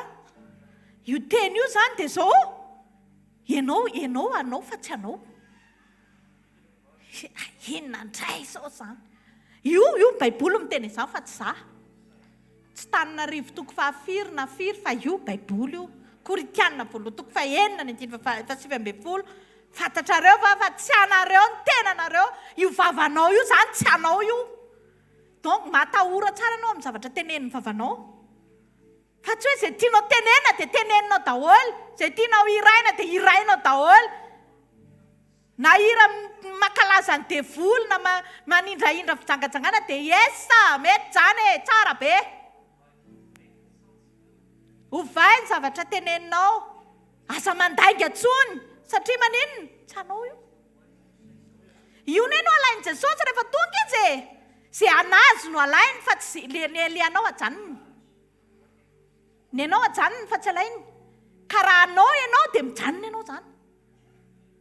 Fa zao neny Jesosy ny alainy. Ka manomboka izao dia menarana izany. Ty tanako ty tsy anafa an' Jesosy. Ty foko ty tsy anafa an' Jesosy. Ty tenako ray manontolo ty tsy anaka tsy hoentiko amin'ny zava-poana. Za tsy miavinavina ianao raha miteny hoe za tsy mandeha mamadika na ohatran'izany satria tsy hoentiko any aloha. Satria za an' Jesosy fa tsy anahy. Rehefa ho avy Jesosy dia ozy izy ny teniny aka ny enazy. Inona eo aminao izany ny enazy? masonao ara tsy anazoko ty filmadala rehetrarehetra ty jeren'ny masonao daholo mandany fotoana ianao mijery filma tsisy dikany ao anatin'ny ray andro nefa tsy mahavita mamaky baiboly anatin'ny 30 minutes akory rehefa miresaka io vavy io fosa olona tsisy fiafaranany dia ahoana ary ny mampahany Jesosy an'io ty hampafantatra anao fa tsy tiako voafitaka ianao tsy tiako voafitaka ianao mba hanova ny fomba fijerinao manomboka androany mahafinaritra be no miteny hoe tianao Jesosy miaraka aminao Jesosy efa teniny izany na tsy mila faminaniana avy any amin'izaniza ary naizanaiza ngonandrona ny telany anarako tsy dia ompivoany ka za manaiky adalain'olona zany hoe eto ito zao eo akaikinao mihitsy izy zao fa hitako dia eo ianao dia tseko dia efa milatsaka daholo zay te ho latsaka rehetrarehetra izy eo foana na itisy iteny an'izany na tsy iteny an'izany naizanaiza toerana iantsonareo ny anarako eo ny natonako sy taiko anareo vao tsy miresapoana ianao dia eo izy amen ka ianao aza manaiky fitahan'olona izany totika ianao ny tenanao ny any Jesosy tempolo ny fanamasina ny tenako inona daholo ny nandaniko an'ity tenako ity inona ny nandaniko ny fotoanako inona ny nataoko tamin'ny tanako nefa ny tanako io ny any Jesosy inona nataoko tamin'ny vavako inona nataoko tamin'ny inona nataoko tamin'ny tsofiko anjaranao mametraka izany fanontaniana izany inona avy no nijereva masoko inona ny nandaniko fotoana rehefa voavalinao izay fanontaniana izay toy izy ianao sofa mbola tsy tonga ny tompo fa ratsy zany tena ejana toyany izay ny mahatsara ny Jesosy marina raha fantatrareo marina ozy izy dia marina ny anafaka anareo tsy ho andevon'ny ota Andriamanitra tsy niteny fahitana mihitsy fa rehefa te hanantona azy ianao dia mialany ny ota foana vao hitory teny voalohany Jesosy dia izao nataony beba ozy izy fa efa akaiky mifanjakany lanitra Jesosy nanao an'izany toriteny izany ka za tsy manana zavatra fa holazaina aminao akoatra izay koa izay no nataon'ny raiko dia izay no ataoko amen tsy hampanantena ninindra anao eto hoe azo fandriana volamena ianao raha pitsy tsy hampanantena an'izany satria tsy izany ame an'izany amen fa ny hampanantenako anao dia aza manota tsony mba hahitanao amin'ny fiainana mandrakizay amen izay any Jesosy dia tsy zatra manao izay tiany izany misy fotoana angenao hoe misy zavatra mandalo ao amin'ny fiainanao tsy tianao ilay izy tena tsy tianao mihitsy ilay zavatra mandalo ao amin'ny fiainanao fa zao misaotra any Jesosy foana ianao satria fantatrao hoe fa za mono izy fa izany tsy saotra an'Andriamanitra fa izany tsy akasitraka an'Andriamanitra na tiako na tsy tiako dia zao miezaka manamboatra amin'ny foko hifanaraka amin'ny sitrapon'Andriamanitra satria izany nge anazy amen fa hitanareo le vava le taimbavan'olona le zany ray aloha dia raha izany ataon'izany tsy any Jesosy reny tsy malalana za tsy azo ataon'izany mihitsy za mila mitandrina rehefa miresaka amiko dia zao avelany Jesosy io fa zao Jesosy fa iza moa izay za inona moa izay za Jesosy na dia mifofonaiko ary dia mbola eo am-pialatananao ka maninona ny tsy hahiangina maninona ny tsy hahampadevitra amin'ny foko maninona ny tsy manaiky alahatra fa maninona izany ny fanontaniana tokony mipetraka ao anatinao fa tsy hoe nisy zavatra tsy azonao dia za tsy hivavaka tsony tsy tena izy le ao amin'ny trampokon'olona tsy izy ireo fopla nefa filanao tsy tanteraka ny natonga anao nanao an'izay tediavy ny lanitra amen ataovy tsapanao isan'andro isan'andro fa raha maneno ny trompetra tsy maintsy tafiditra any ianao amen aza manomboka androany aza mampiasa amin'ny vavanao tsony amin'ny zavatra tsisy dikany raha hitanao fa lainga dia aza miteny inona nampahombenitry Davida Jehova asio fiembenana amin'ny varavaram-molotro io molotro io nge miteny foana raha misy ny zavatra tena tsy haim-panginina dia io baiboly mihitsy miteny an'izany voafolaka daholo ozy izy ny biby rehetra fa mahalehilahy zay mafolaka an'io reo miaraka fanay masina ianao dia voafolaka io amen amin'ny tantara laingatsony aza manao fosafosa tsony ajanony aza miteny ratsy tsony aza miteniteny zavapoana tsy mampandroso fa mitenena zavatra mifanaraka amin'ny sitrapon'Andriamanitra amen aza manaiky hovany toetran'ny olona ny toetranao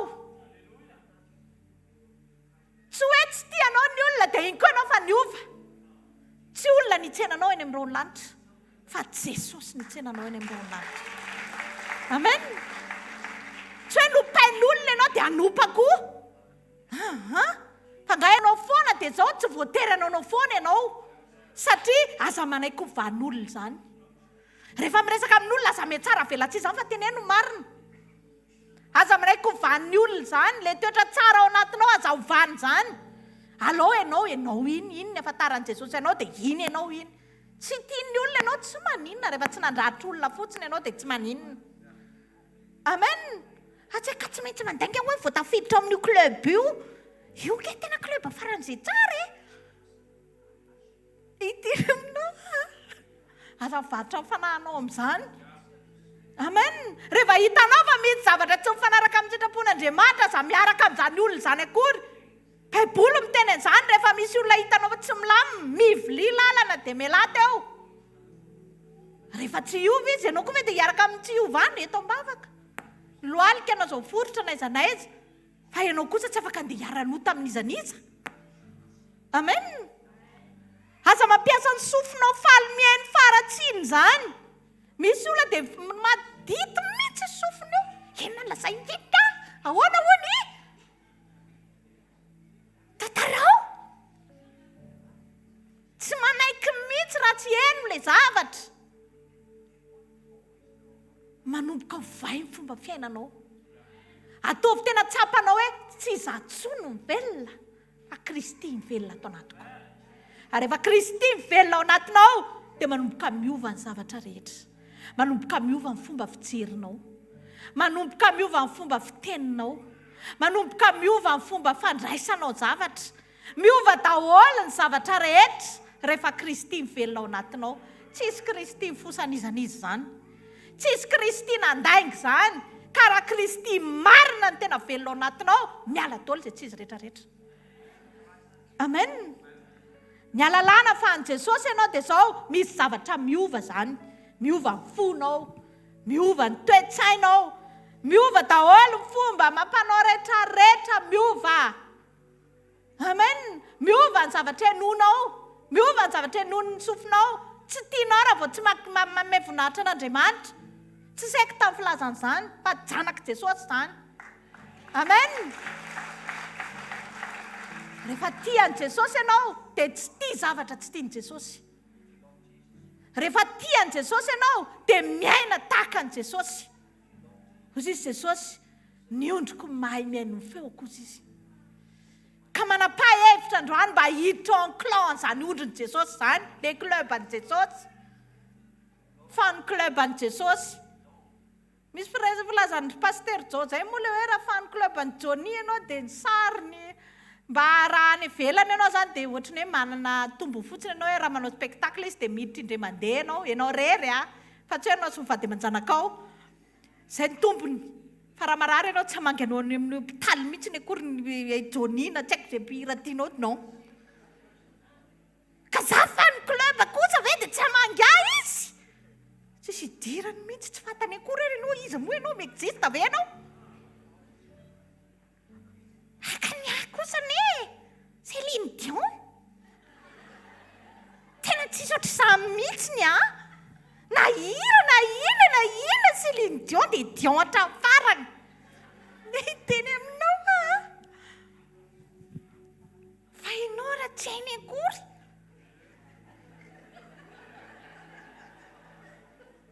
fa zao fofany club an'i Jesosy ianao teo izy izy hoe antsoy afa ho valiko ianao amen ka mila mifidy ianao ny lalana tokony andananao tsy afaka miaraka ny anankiroa tsy afaka miaraka tsy mety raha sady an'izao tontolo izao ianao ny an'i Jesosy tsy mety izany tsy possible izany fa tsy maintsy mifidy ianao na fan club any Jesosy na fan club any Johnny fa tsy possible mihitsy zany amen rehefa fan club any Jesosy ianao vao marary ianao vao miantso miteny tokana fotsiny ianao fa andeha akapaka tamina nasitranana anjema tonga ianao dia sitrana amen vao mananina fotsiny ianao vao matory fotsiny ianao dia ohatran'ny tady tsy hahita tory ny anjely ny Jehovah mitombo manodidina anjema tahotra tonga dia miala vany ny anjely miaro anao satria maninona fan clubako fan club any Jésus fan club any Jesosy amen tokony izany zao ny reharehanao manomboka androany ka ninona tsy amampahany Jesosy ianao elao lavitra amin'izay amen ny alalàna fa any Jesosy ianao dia misy zavatra miova tsy ohatrany ianao talohantsony taminy ianao mbola tsy nandray any Jesosy dia misy fiainana fataonao izay dia rehefa nandray any Jesosy amin'izay ianao dia iny tsy ataonao tsony fa tsy hoe vao maika ny ratsy no nandray any Jesosy na tsisy fiovana mihitsy sy any Jesosy ianao zany fa anao ihany na ny Paoly na ny Kefasy amin'ny Romana 9:1-10 Jesosy ny tenin'Andriamanitra hoe areo koa tahaka izany koa ianareo ka ny tenanareo dia ataovy efa maty ny amin'ny ota fa velona ho an'Andriamanitra ao amin'ny Kristy Jesosy amen ny tenanareo dia ataovy maty ho an'ny ota hozy izy raha vao ota ny resahana dia maty ianao tsy miteny mivavaka io raha vao asaina mandainga raha vao any Jesosy raha vao zavatra tsy mifanaraka amin'ny sitrapon'Andriamanitra tonga dia tsy izy io izay ny tiany baiboly tenenina koa tahaka izany koa ianareo ka ny tenanareo dia ataovy efa maty ny amin'ny ota fa velona ho an'Andriamanitra ao amin'ny Kristy Jesosy velona ho any Jesosy tadio tsara fa hoavy ange fotoana tsika zao voaingana nandao ny namantsika tapitra ny azy any amin'ny Jesosy izy fa ny anasy ianao zao ahoana indray tena hitsenainy ve tena hoany ve fa io ny asa nataonao ihany fa tsy surprise ihany tonga dia fantatra zao dia zao ihany dia fantatra hoe hoany ianao na tsy hoany fa tsisy hoe mbola tsy fantatra tsy fantatra ny nampiasanao ny tenanao fantatra ny nampiasanao ny vavanao sy ny mombanao raha manontolo ny fidy any Jesosy marina ve ianao fa raha tena mifidy azy ianao dia hovidina ianao rehefa tonga fotoana amen raha mbola tsy maty amin'ny teny sika dia mbola tsy any Jesosy ka aza manimba tena aza mamita tena aza vitana ny tenanao fa raha vao tsapanao hoe mbola tsy maty amin'ny tena koa miazaka za mitady an'izay fampianaran'izay inona ny ataoko mba hahafaty amin'ny tenako inona ny ataoko mba tsy andevozony ny ota ntsony manomboka mandray baiboly amin'izay manomboka alaiko ny tenin'Andriamanitra dia hovako izay tsy mety ao anatiko rehetrarehetra rehefa raisinao ny tenin'Andriamanitra sambatra amin'ny madioam-pohany maty toko 5 misy an'izany izy no ahita an'Andriamanitra manomboka raisiko ny tenin'Andriamanitra dia manomboka dioviko ny foko manomboka raisiko ny tenin'Andriamanitra sambatra mampiavana fa izy ny atao zanak'Andriamanitra tsy mampiady olona ntsony manomboka androany le fampediana olona taloha soloko ny tenin'Andriamanitra mba hahatonga ny fiainako ho sambatra amen misy fotoana angenao hoe mitady an'izany fahasambarana izany Jesosy aiza ny fahasambarana eo aminao Jesosy aiza le fiainana tena ny maninao anahy le nitenenao fa fedanana no mety tsy hitanao le izy matsiary tena tsy sambatra izany ianao satria mbola tsy nataonao izay nasainy nataonao izay any Jesosy any nomeny izay any Jesosy fa izay tsy anazy tsy afaka hisitraka an'izay tsy anazy izay zanany any ny mahafantatra amen'ny teniny fa izay tsy zanany rehefa voahitsy amin'ny teniny tonga dia rangitra be dia tsy tazatazanotsony izy elaela aloha mekely indray aloha amen satria maninona tsy mahay meno feon'Andriamanitra izy ireny dia mora tezitra rehefa tenenina marina tezitra rehefa misy zavatra te dia tsy hita ntsony satria maninona tsy miady amin'ny olona fa miady amin'ny Jesosy manomboka androany aoko faty amin'ny tenitsika aoko tsika ho velona ho an'Andriamanitra oka tena asiantsika tombo-kase zany hoe mahany Kristy ianao zany ataovy tena tsapanao zany hoe zangy any Jesosy tsy atao mbava fotsiny fa fiainana ny anatiny voaka ety ivelany amen ny any Jesosy manko tsy vila izany ivelany fotsiny mety asianao soratra eto amin'ny rindrina eto amin'ny andrinanao eto ataonao tena tsy miala tsony mihitsy fa tena soratra farak'izay tsy laitra ny rano hoe any Jesosy ianao fa tsy iny mamaritra hoe any Jesosy ianao fa ny amaritana fa any Jesosy ianao dia zao ilay toetra tsaranao vanaty no mivoaka aty ivelany. Amen. Jereo nge Jesosy Jesosy Kristy dia nanana an'izany fiainana izany. Jereo Jesosy fa nanaiky ny tenin'Andriamanitra foana izy na tamin'ny takatry ny sainy na tamin'ny tsy takatry ny sainy satria zao nirehare izy fa tia an'Andriamanitra. Za tia ny ray ozy izy, za manao izay sitrany mandrakariva. Zany ny atao hoe zanak'Andriamanitra. Tena hita teo amin'ny fiainan'i Jesosy fa zanak'Andriamanitra izy. Zanak'Andriamanitra izy satria nahoana izay nitenenin'Andriamanitra taminy dia nataony daholo. Tsy nitondram-bavaka izy hiala teo amin'iny hazo fijaliana iny miantso ny mpiara-manompo rehetra hitondram-bavaka hiala amin'ilay tenin'Andriamanitra tamin'ny koatr'izao. Tsy nanao izany Jesosy. Fa na dia tsy tonga dia nikeny sainy zakany nofiny ary ilay izy dia ozy izy hoe ray eo oka ny sitraponao ny atao fa tsy ny sitrapoko. Satria Jesosy malala fa tsy afaka misaraka amin'ray izy. Satria Jesosy malala fa very izy raha misaraka amin'ray. Zay na tonga azy ny tena ray eo naona ny tena fohy ahy ianao. Andriamanitra na zanany latokana ary Jesosy ka mibaby ny fahotantsika izy teo amin'ny hazo fijaliana dia niala Andriamanitra.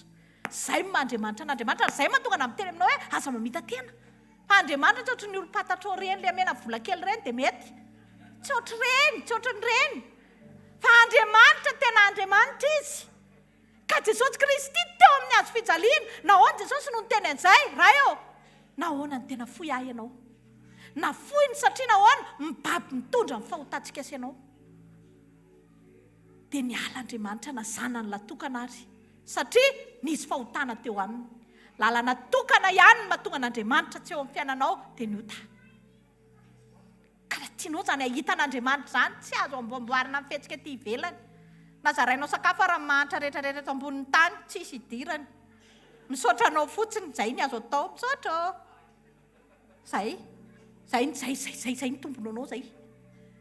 Fa andramo ankeza manota indray mandeha fa tonga dia ny sezanao ny an-danitra mivoakarakara to dia na dia mbola tsy anairanao efa misy manadio. Amen. Jesosy Kristy nanaiky ny tenin'Andriamanitra izy. Nakatoan'Andriamanitra izy. Nandeha izy dia zao jereo tsara izay zavatra nakinin'Andriamanitra tamin'i Jesosy dia jereo fa vitany daholo. Averiko foana ity teny ity hoe ho avy angeny fotoana iseho amin'i Jesosy zasy ianao. Dia ozy izy ianao hoe reto zasy ilay zaza nomenao ahy. Reto izay io mivadiko io ndray aman-dreko reto izay Jesosy fa tonga eto anatrehanao. Fifaliana ohatran'inona ny an-danitra. Mba efa nieritreretinao ve izany? Farana ange zao taona zao hoe farany rehefa tonga amin'ny fiafaranany dia ho avy Jesosy hitsenantsika. Dia iny ianao dia ozy ianao io mivadiko Jesosy io ilay vady nomenao ahy. Dia io ny zanako ireo zay io izay menakavy kely. Tsy haiko raha efa nieritreretinao zany fahamarinana izany. Rehefa mieritreritra an'izany ianao dia manomboka manova ny fomba fiainana amin'izay. Manomboka manova ny fomba fijery amin'izay. Dia ohatran'izany mihitsy ny Jesosy ray eo vita alay vao atolotra anao amin'izay ny haiko rehetra atolotra anao raiso anao amin'izay satria maninona vita. Ka tsy haiko hoe afaka iteny izany vita izany ve tsika? Vita ny mission. Vita ny mission nampanaovinao anahy. Inona ny mission nampanaovin'Andriamanitra anao ve vitanao? Vitanao ve nampangina ny vavanao? Vitanao ve nitandrina ny tenanao? Vitanao ve nitandrina ny fahadiovanao? Vitanao ve izany rehetrarehetra izany? Mety hitenanao androany hoe ohatran'izy tsy vita. Fa zao Andriamanitra mbola tsy tonga izy. Mbola afaka mamela fo aminao izy. Mbola afaka mamela heloka anao izy. Fotoana izao hitodiantsika amin'Andriamanitra amin'izay fa tsy mivarivariana tsontsika mitady vary sy mitady zavatra tsy hita sy mitady an'izao rehetrarehetra izao. Fa fotoana izao hitadiavana an'Andriamanitra marina. Le tena Andriamanitra marina. Inona ny tokony ataoko? Inona re ny ataoko hoe mba hatonga anahy tena hoe any Jesosy izany? Ahoana ny ataoko Jesosy a? Dia ozy izy aminao amin'ny Luka 2:1-7 fa miambena ka mivavaha mandrakariva. mba ahery ianareo ka andositra ny zavatra ho avy rehetra zany ary hitsangana eo anatrehany zanak'olona. Amen. Voalohany a miambena amin'ny vavaha ianao, manana ianao fiainam-bavaka. Naiza naiza misy anao dia ataovy ampivavaka ianao, ataovy olom-bavaka ianao. Fa rehefa olom-bavaka ianao tsy afaka manaonao foana zany. Rehefa tsy ampivavaka ianao dia manitatra manao zava-poana be dia be, fa rehefa ampivavaka ianao tsy mahavita manao nininy zany ianao. Hoy izy ny ten'Andriamanitra ny amin'ny Job any hoe fakazara mitsito dia maninona ozy izy? Yadana ianao. Mila mifakazatra amin'Andriamanitra ianao. Oleo dia hiresaka amin'ny telefona iantso an'izaniza metso telefona ny Jesosy. Manomboka androany ampitomboy amin'izay ny fiainam-bavaka anao. Ataovy tena tsapanao mihitsy zany hoe tsy mahavita tena mandeha rery zany ianao raha tsy miaraka aminy. Isaky ny zavatra taona inaten'izy fanapaha-kevitra raisy ny vavalo. Rehefa hiresaka amin'ny vadinao manana n'izany fahazarany zany Jesosy ka tsy teniteny foana. Ka Jesosy tena mba tsy handratra amin'ny vady aman-janako ny zavatra teneniko. Aza vela hiteniteny foana amin'ny vavako Jesosy apio afa ny masina mba hanokatra n'ity vavako ity. Marina fa zaho mahazo vola betsaka no mivadiko hatrany fa zao vadiko foana iny. Solo-tenan'i Jesosy eo amin'ny fiainako iny. Amen. Raha vola tsy ampivavaka ianao dia tsy manana an'izany fahatakarana io koa. Ohatr'izay. Dia hitanao amin'izay misy zavatra mahatona anao hiova, mahatonga anao hanana an'izany fiainan-danitra zany dia tsotra ny firaisanao lalina amin'Andriamanitra. Manana firaisana amin'i Jesosy. Aza variana amin'ny taky foana rehefa mivavaka. Meo an'ity, meo an'ry. Efa ny teneniko tamin'ilay za teto farany iny, tsy haiko indray rao vinandray zao vao hiveriny eto, averiko ihany aloha ilay izy. Hoy hoe izy hoe tsy be marenina fa efa heniny reny. Amen, efa heniny daholo reny ilay vavaka reny, ilay amena vola ianao, atao ilay vita ilay trano reny, efa heniny hitany, na tsy miteny ary ianao hitany reny. Fa ny zavatra mba tiany henona zao dia zao Jesosy ovay Jesosy za Jesosy amin'ny fahendrena. Jesosy ataovy endro ohatranao be dia be nge ny zavatra nalalovany Jesosy nge tena azo alaina tahaka. Rehefa teo amin'ny olona may vavy izy, namaly ve izy? Jesosy ozy tsy niteny. Rehefa teo amin'ny olona namingavinga izy, Jesosy ozy tsy niteny. Amen. Rehefa teo amin'ny olona beresaka izy, Jesosy ozy tsy niteny. Ka tsy mila mianatra an'izanizy ianao fa ianaro Jesosy. Amen. Aza za tena ohatra ny ianina mihitsy teo ohatra pastera ianina. Tapahana zao volo nomaly ny akoho. Izy teny aminao. Tsy any ilay izy. Ahina ny toetran'i Jesosy dia ataovy ilay izy. Amen. Manana fiainam-bavaka. Ampitomboy ny firaisanao amin'Andriamanitra. Aza variana amin'ny zavatry ny tany. Aza variana amin'ny zavatry ny tany loatra. Na ny materiel eto ambony ity tany ity. Fa mahazo toa mandinika ny tsy teny soratra masina. Mba halalanao ny zavatra tian'Andriamanitra ho ataonao. Mba tsy ho diso tari-dalana ianao. Rehefa tsy ampivavaka ny olona anankiray dia manomboka diso tari-dalana amin'izay izy. Manomboka miaina amin'izay tiany. Manao izay mahafinaritra azy. Tsy azo tenenina tsony. Tsy mila an'izany teniteny izany satria izy koa efa tena level ambony loatra. Tsy afaka miainao an'izaniza satria efa olona ambony. Miova ny zavatra rehetra. Nefa ozy izy ny tenin'Andriamanitra. Eny mbava zaza madinika ozy izy. Ampamenatra ny endry. Na ny zanakao miteny fananaranao, aza kapohana aloha izy fandana mandoalika dia hitanao rehefa avy anao kapohana izy na tsy.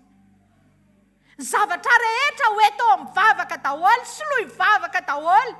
Misy fotoana mety malahelo ianao ny amin'ny zavatra mitranga fa zao soloy vavaka. Misy fotoana mety tsy nahomby ianao fa zao soloy vavaka. Misy fotoana mety marary ianao fa zao soloy vavaka. Misy fotoana mety malahelo ianao fa soloy vavaka. Amen. Vavaka nitondra anao eo an-tongotry ny tompo. Zany nge nafinaritra tamin'ry Maria. Maria ozy izy mifidy ny anjara tsara. Izay tsy esorina aminy. Fidiana ny anjara tsara zany manomboka androany. Amin'ny Joana voalohany faharoa ny 5:5 tozy ny ten'Andriamanitra hoe aza ty izao tontolo izao. Na izay zavatra ao amin'izao tontolo izao. Fa raha misy olona ty tia izao tontolo izao dia tsy ao anatin'ny fitiavana andray. Jesosy ny teny an'io. Raha mbola tia fiainana izao tontolo izao ianao, tia zavatra mahakasikasika an'izao tontolo izao, tsy ao anatiny ny fitiavana an'i Kristy. Manomboka androany ianao mila manapa-kevitra. Avelako ny fitiavana an'izao tontolo izao. Avelako n'izao, avelako daholo ny rehetrarehetra. Satria maninona? Za te hiahita an'izany fitiavany iray izany. Aza tia izao tontolo izao, na izay zavatra ao amin'izao tontolo izao, fa raha misy olona tia izao tontolo izao, dia tsy ao anatiny ny fitiavana ny iray. Raha vao hitanao fa zavatra tsy mifanaraka amin'ny sitrapon'Andriamanitra dia elao. Tsy maty ianao raha tsy manao an'izany. Rehefa misy zavatra hitanao fa tena tsy tokony ho iainan'ny kristianina intsony. Tsy ianao ny endrindrindra akory. Eka zangy izao mihitsy ny fa raha tsy ataoko an'izao fa dia manjanako raha tsy mananina dia izay. Baiboly miteny, Jesosy nampianatra. Aza tia izao tontolo izao izy. Raha fantatrao fa misy fiainana izao tontolo izao, elao izany. Tsy mampahiza anao izany. Fa izao mampatsiao anatin'ny fitiavan'i Kristy anao fotsiny. Manana safidy. Manomboka androany Jesosy izay zavatra izao tontolo izao dia alako daholo. Ao anatin'ny telefonina anao. Tsisy zavatra raha baiboly. Fa zavatra izao tontolo izao daholo. Momba an'izao tontolo izao daholo. Dia ozy ny ten'Andriamanitra. Izay tia izao tontolo izao dia tsy ao anatin'ny fitiavana andray. Amen. Misy zavatra mety efa nanazaranao amin'ny fiainanao. Mety efa ohatra mibaobaba ny mazangana beny. Hoany manko tsika izao dia ohatra ny lasalasany indray. Amen. Mety efa ngeza be tao anatinao ilay izy. Mety niarany tombo tao anatinao ilay izy. Fa manapa-hevitra. Angalao pompier. Angalao, inona ny angalao? Raha fa tsy vitanao manala azy etsoy délivrance. Ety tedavo fivadikanina. Etsoy vavaka etsoy olona nalana azy fa mety tsy vitanao. Raha mbola hatra kely izy manko ngotanao ohatr'izay fotsiny dia afaka izay mahatonga na miteny aza ela loatra ao anatin'io paratsiny io Fa rehefa ohatra mibaobaba ny mazanga io sahirana ianao miala amin'io. Tena sahirana. Tsy maintsy mila namana ianao manala an'io. Mila namana ianao fampivavaka aminao sary reto mba eto mbavaka zany tena raha tsy saina velona mihitsy tsy vitan'ny olona, tsy vita mibaobaba mihitsy ny tena izay.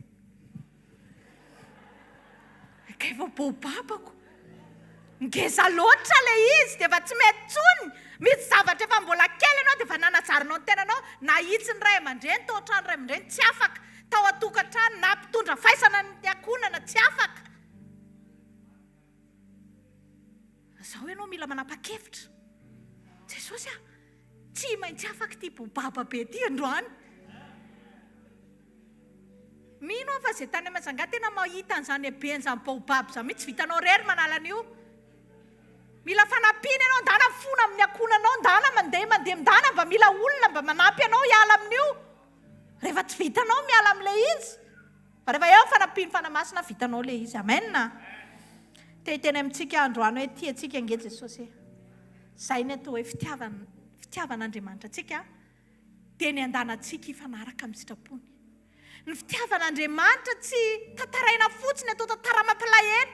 Ndry maty amin'ny hazo fijaliana. Jesosy ange tena tianao latsaka mihitsy izy teo ambony hazo fijaliana noho ny fitiavana ianao. Etsy koa izany ianao. Endry tompo dia izao mivalin'izay. Raha ampijaly ianao dia manao ny ataonao satria tsy sentiment ilay izy. Tsy hoentinao amin'ny sentiment anao ny olona dia naratra be, goaka be, zozinao mihitsy ny lamvoany. Tsotr'izay. Any Jesosy iny. Na nalahelo ianao na tsy nalahelo anazy iny. Fa ny ianao. Ahoana ny afantaranao hoe tena tianao Andriamanitra. Jesosy tena tiako ty fiainana ohatran'izao ty. Fa nonony amin'ny teninao dia ajanoko ty. Izay ny ahitana hoe tena tianao Jesosy. Za tena tsy te hiresaka amin'ilay olona ohatr'izao iny mihitsy. Mijery an'iny dia ohatra mahita maizina izany. Fa izao Jesosy manomboka hitondra lampe de posy manomboka androany. Zay kely miaraka amin'ny tompo e. Tsy sarotra. Jesosy tsy nampitady zavatra sarotra anao, zavatra efa ao anatinao fotsiny ny avoaka. Zany fitiavany zany ke ao anatinao e. Manana an'izany ianao fa aza vela akejainy dia voly fotsiny ilay izy. Rehefa misy tonga amin'ny fankalana dia zarao fotsiny ilay fitiavana dia vita. Amen. Tsy hoe hivatra tanindrazana ianao vao azo an'izany fitiavan'i Jesosy zany.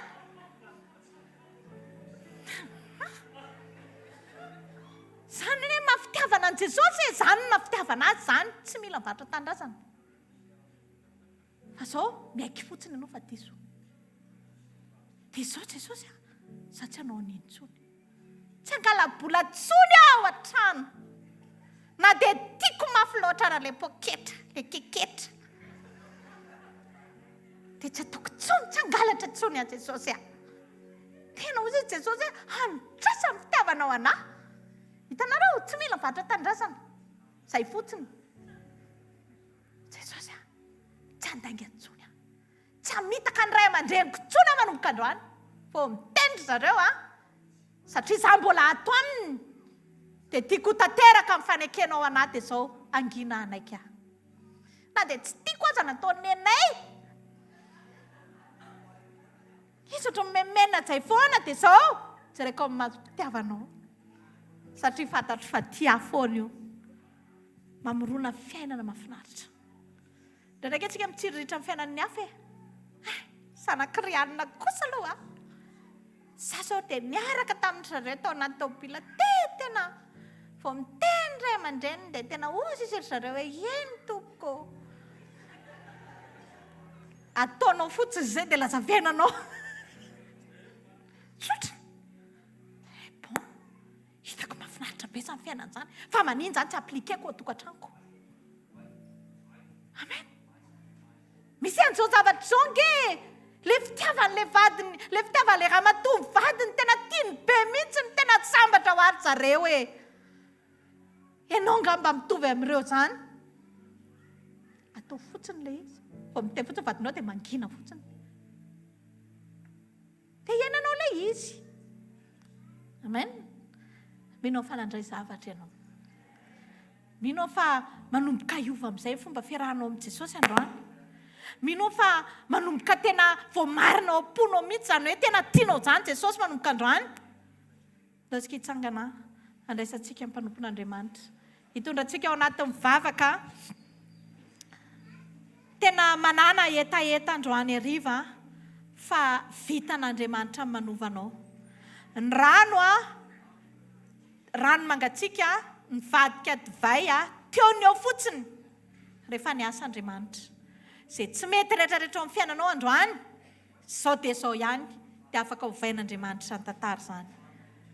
Tsontsika amin'ny mpanompon'Andriamanitra, tehaka ho an'ny tenin'Andriamanitra.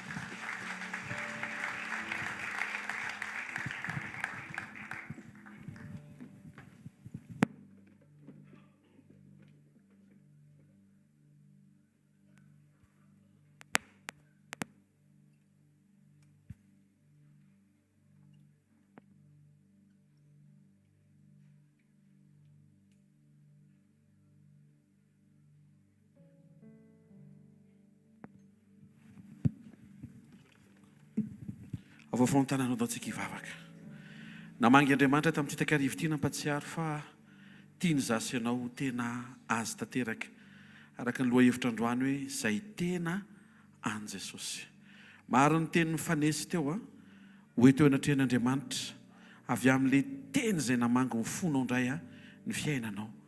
Tenenao Andriamanitra hoe Tompo mangetaeta ny fiainanao mangetaeta an'izany hoe iaina ny toetranao. Ary nambaranao teo fa mora ilay izy satria manapa-kevitra manongotra an'izay tsy izy ary manapa-kevitra mampiatra an'izay irinao.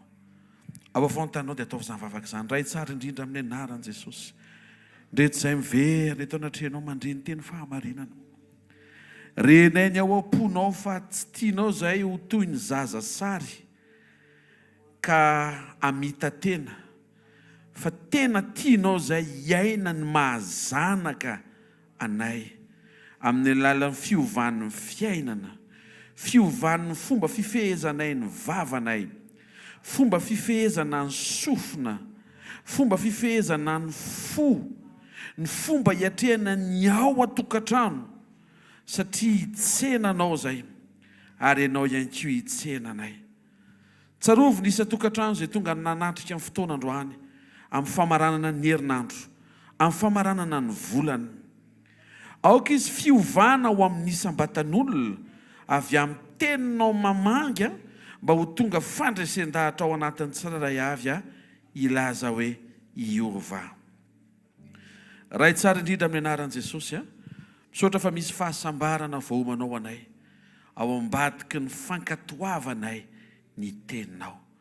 Misaotra fa mampatsiaro ianao fa tsy mahazo mampiasa ny vavanay izay na ny sofina sy izay rehetra mahakasika anay amin'izay tianay, fa satria efa novidiana tamin'ny raha anao izay Jesosy, ary ianao no nividy anay, ianao no tomponay, tsy tompony tenanay intsony izay, ary tsy mahazo manao izay tianay intsony izay. Eo le ady Jesosy ary zany mihitsy ny antsoina ny famindraponao atonga anay Iova faingana koa izay tombonandro rehetra nomenao atreto sy izay mbola omenao, dia inonay fahafahana miazakazaka ho amin'ny fahatanterahana.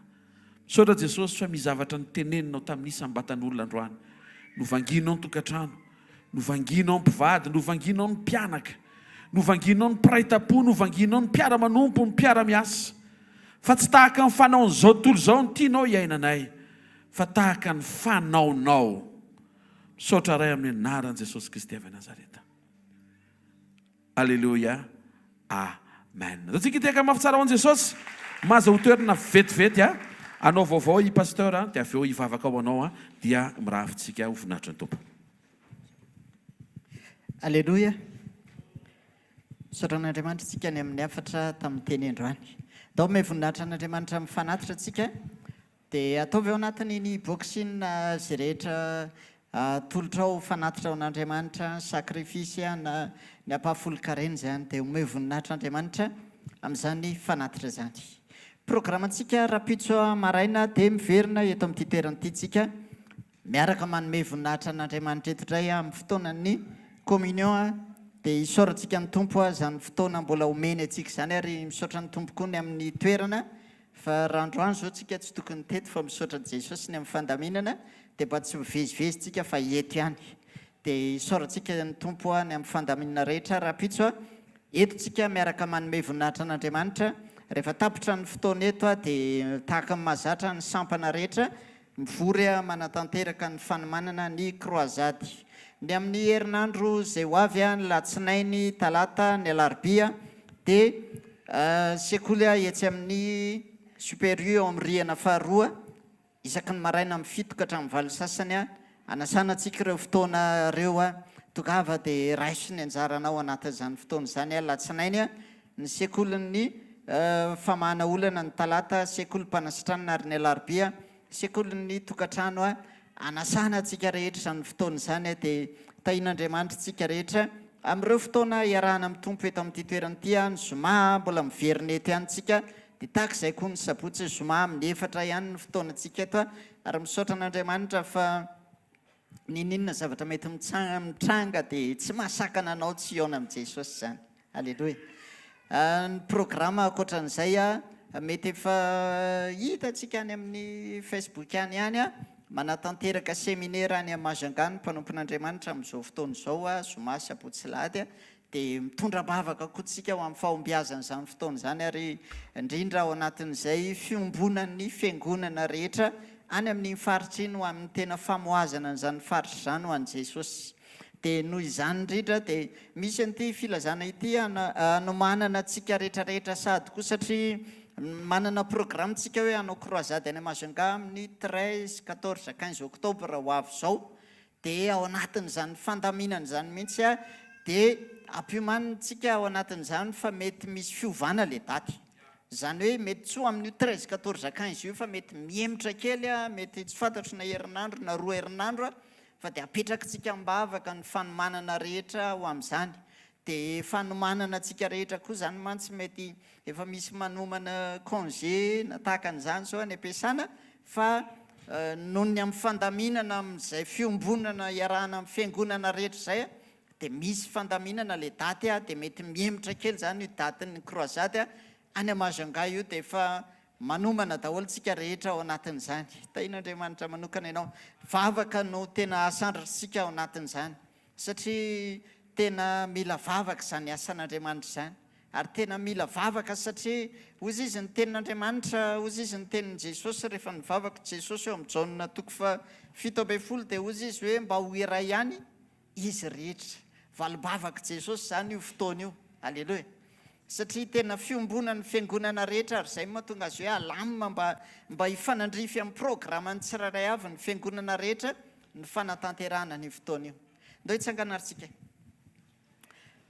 asatra to tananao dia dao hivavaka ho an'ny fanatitsika ray masina amin'ny anaran'i jesosy a misaotra ny amin'ny fahafahanay mijoro mitondra ny fanatitra eto anatrehanao ianao andriamanitra no nitasy nanambina ny tsirairay avy ary miveriny izay manome voninahitra anao amin'ny fanatitra amin'ity androandroany ity mba akasitrao izay rehetra netiny tsirairay androany izay rehetra tao ampony ny tsirairay nanomezam-boninahitra anao androany dia mba akasitrao zany mba ilay fanatitra nkasitrahana tahaka n'ilay fanatitra netiny abely dia ankasitrahanao zany makasitraka sady ny amin'ny fitiavanao andriamanitra memboninahitra ianao ny amin'ny tsirairay ny amin'izay rehetra fanapa-kevitra raisiny tsirairay koa amin'ity androandroany ity ao anatin'izay rehetra mifanandrify amin'ny sitraposy izay rehetra tediavinao sy takinao amin'ny tsirairay androany dia hisaorana ianao andriamanitra ho anao voninahitra amin'ny anaran'i jesosy amen andao hiteka mafitsika ndray mpanompon'andriamanitra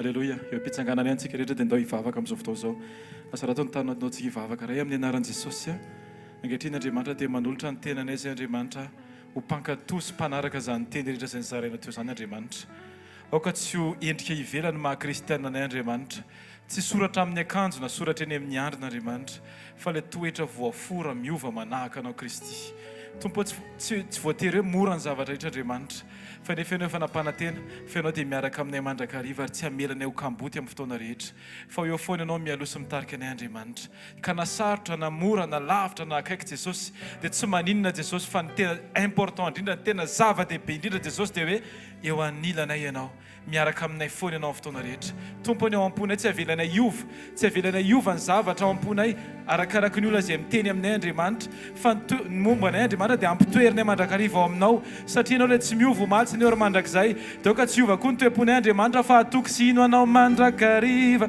ninonino natao na sarotra aza jesosy ny lalana na tsy mora ny zavatra tsy maintsy atrehany dia tsy maninona jesosy fa nazarana ny fifamatoranay aminao zany andriamanitra na mitsoka raha ny rivotra dia ampianatra ny tananay hifikitra aminao mandrakariva sy ny fonay hifamatotra aminao jesosy ny masonay dia tsy hijery zavatra hafa ankoatranao andriamanitra fa ianao no antom-pisinay ianao no miaro anay ianao no manangana anay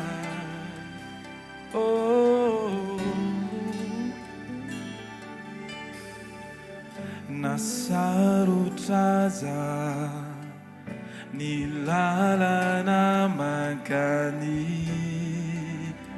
an-danitrany mankany an-danitrany na fisedrana tsy maintsy lalovako tsy maintsy lalovako tsy sakana tsy hoany zany jesosy tsy asakana tsy hoany nasarotra za ny lalana mankany an-danitrany na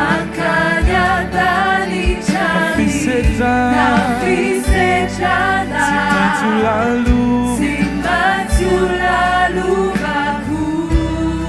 tsy asakana tsy hoany tsy asakana tsy hoany fizao androso foany nona madulo tumpo tsy emotrao vandaraka anao tanoma fiatumbo teirizo ao anao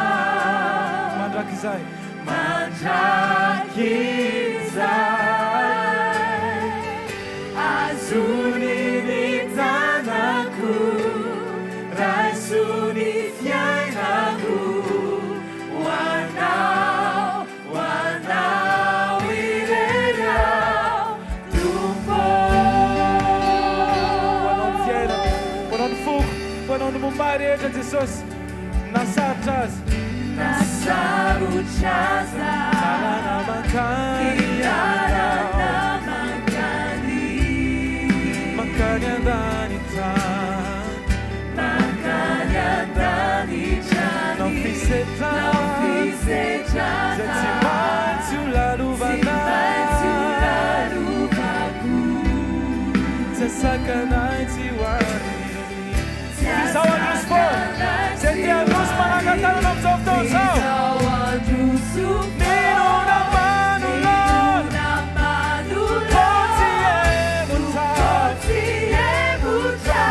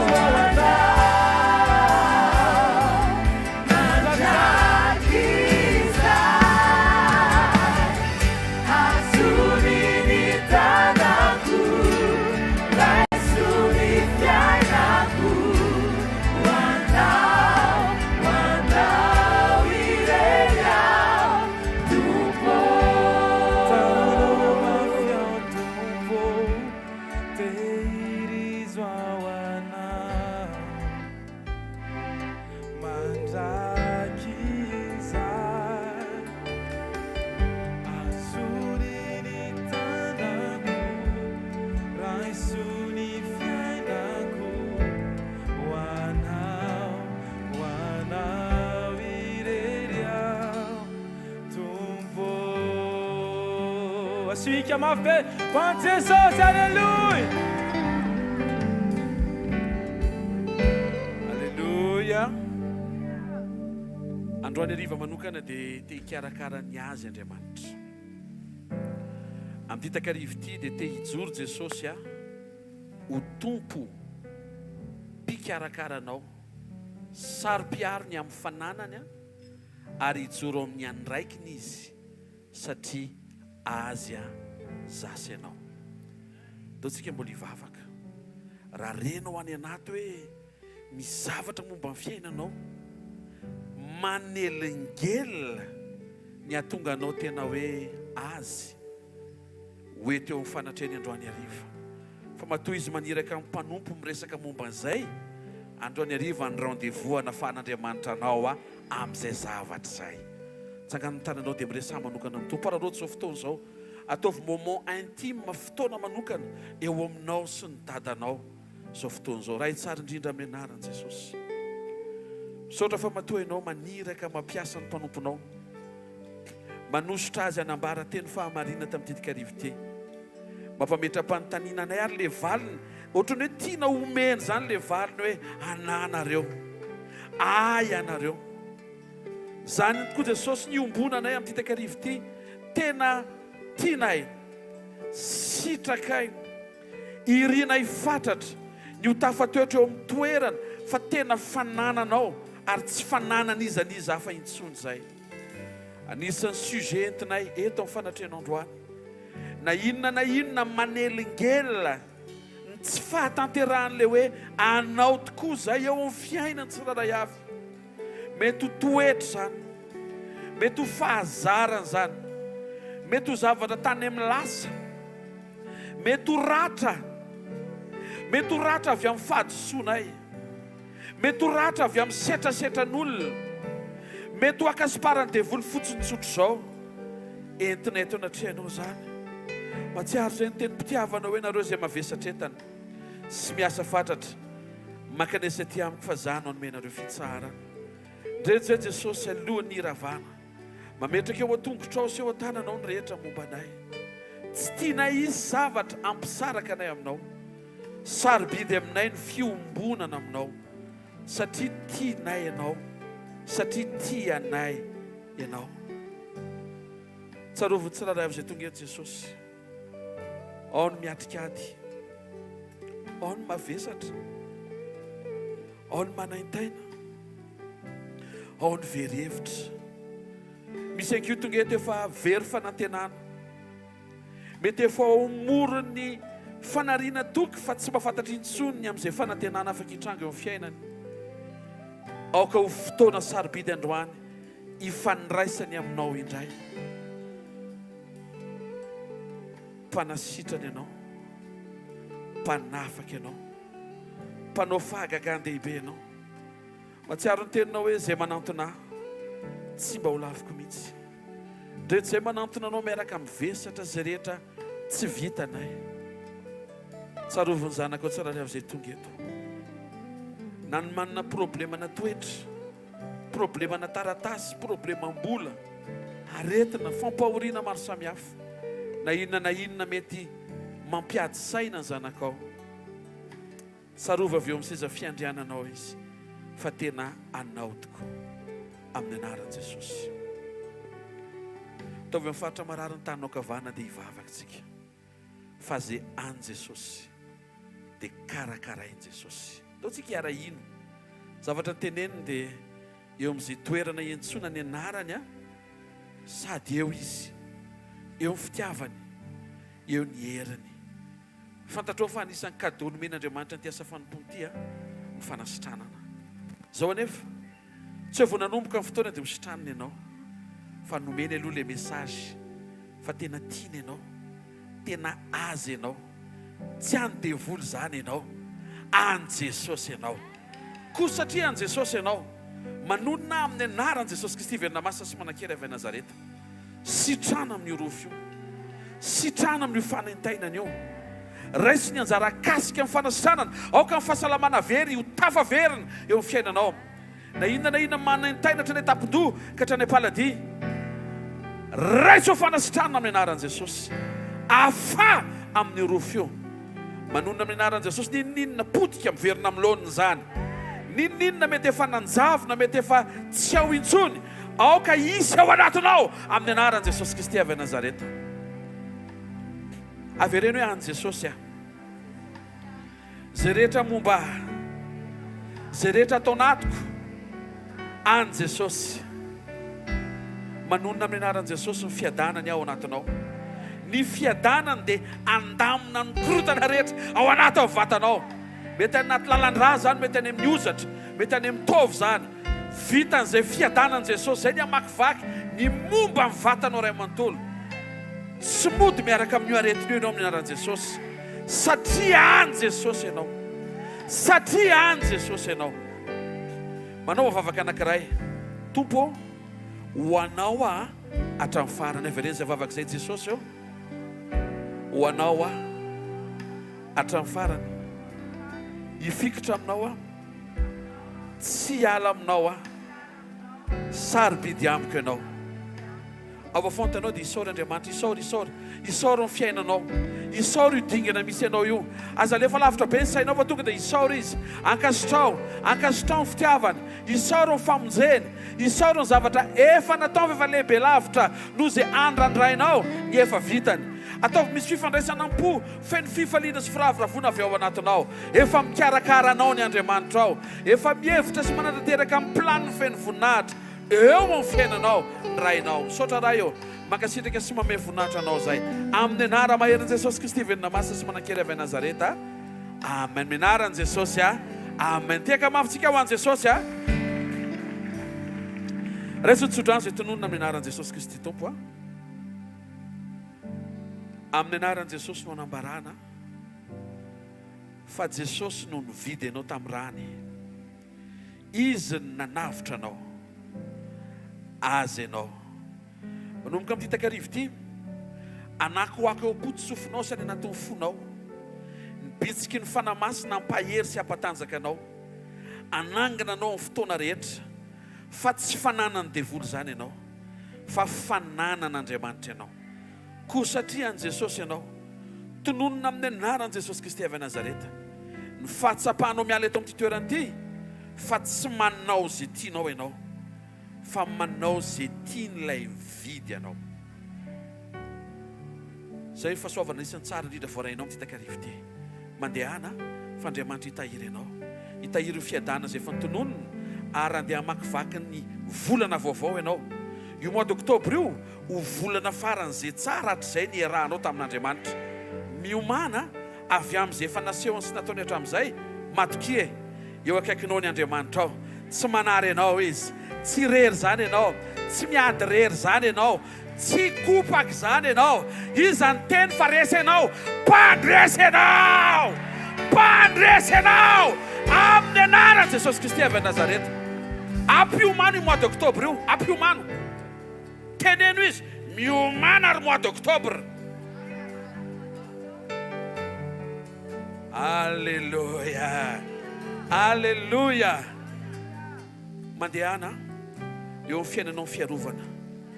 Deo tsika hivavaka amin'ny firenena. Ao fantananao tenen'Andriamanitra, Andriamanitra, anao Madagasikara, anao firenenay, anao Madagasikara, tsarovy amin'ny fandriam-pahalemana, tsarovy amin'ny filaminana, tsarovy amin'ny vahaolana, tsarovy amin'ny famonjena. Ray tsara indrindra amin'ny anaran'i Jesosy, ray tsara indrindra amin'ny anaran'i Jesosy. Vonjeo Madagasikara, vonjeo Malagasy, vangio mpiray tanindrazana.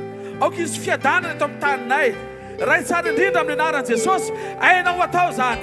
Ianao nampiadana amin'ny fanjakan'Israely. Tsarovy Madagasikara tompo amin'ny anaran'i Jesosy Kristy Venamasina sy Manakely avy Nazareta. Amen. Hitanao tompo amin'ny anaran'i Jesosy a. Misy le billet iarahantsika amin'ny ranabafy pepeshaina zay a miselebre ny famoahana album raha azonao atao ny mandray anjara sady malalaka ianao no renao fa isany afaka ny mba olona ianao miompo aminy tahaka ny fiombonatsika fo amin'ireo zanantsika zay manao fanompona amin'ny fiankofana sy fiderana atao tanàna dia raisina tanandroa fandraisanao anjara rehefa hivoaka dia eo ny goûter avelna eo koa ny billet. Alléluia. Dia hitanao tompo aza diondra pitso amin'ny fito entsika raha mbola afaka ianao dia manasanao Jesosy latabatra no velatra communion ahafahanao miombona sy miray amin'ny Jesosy. Deo tsika izara fahasoavana ampinoana fa fahasoavan'Andriamanitra no matoy izao ary ny fahasoavan'Andriamanitra no matoy izao anareo. Amen.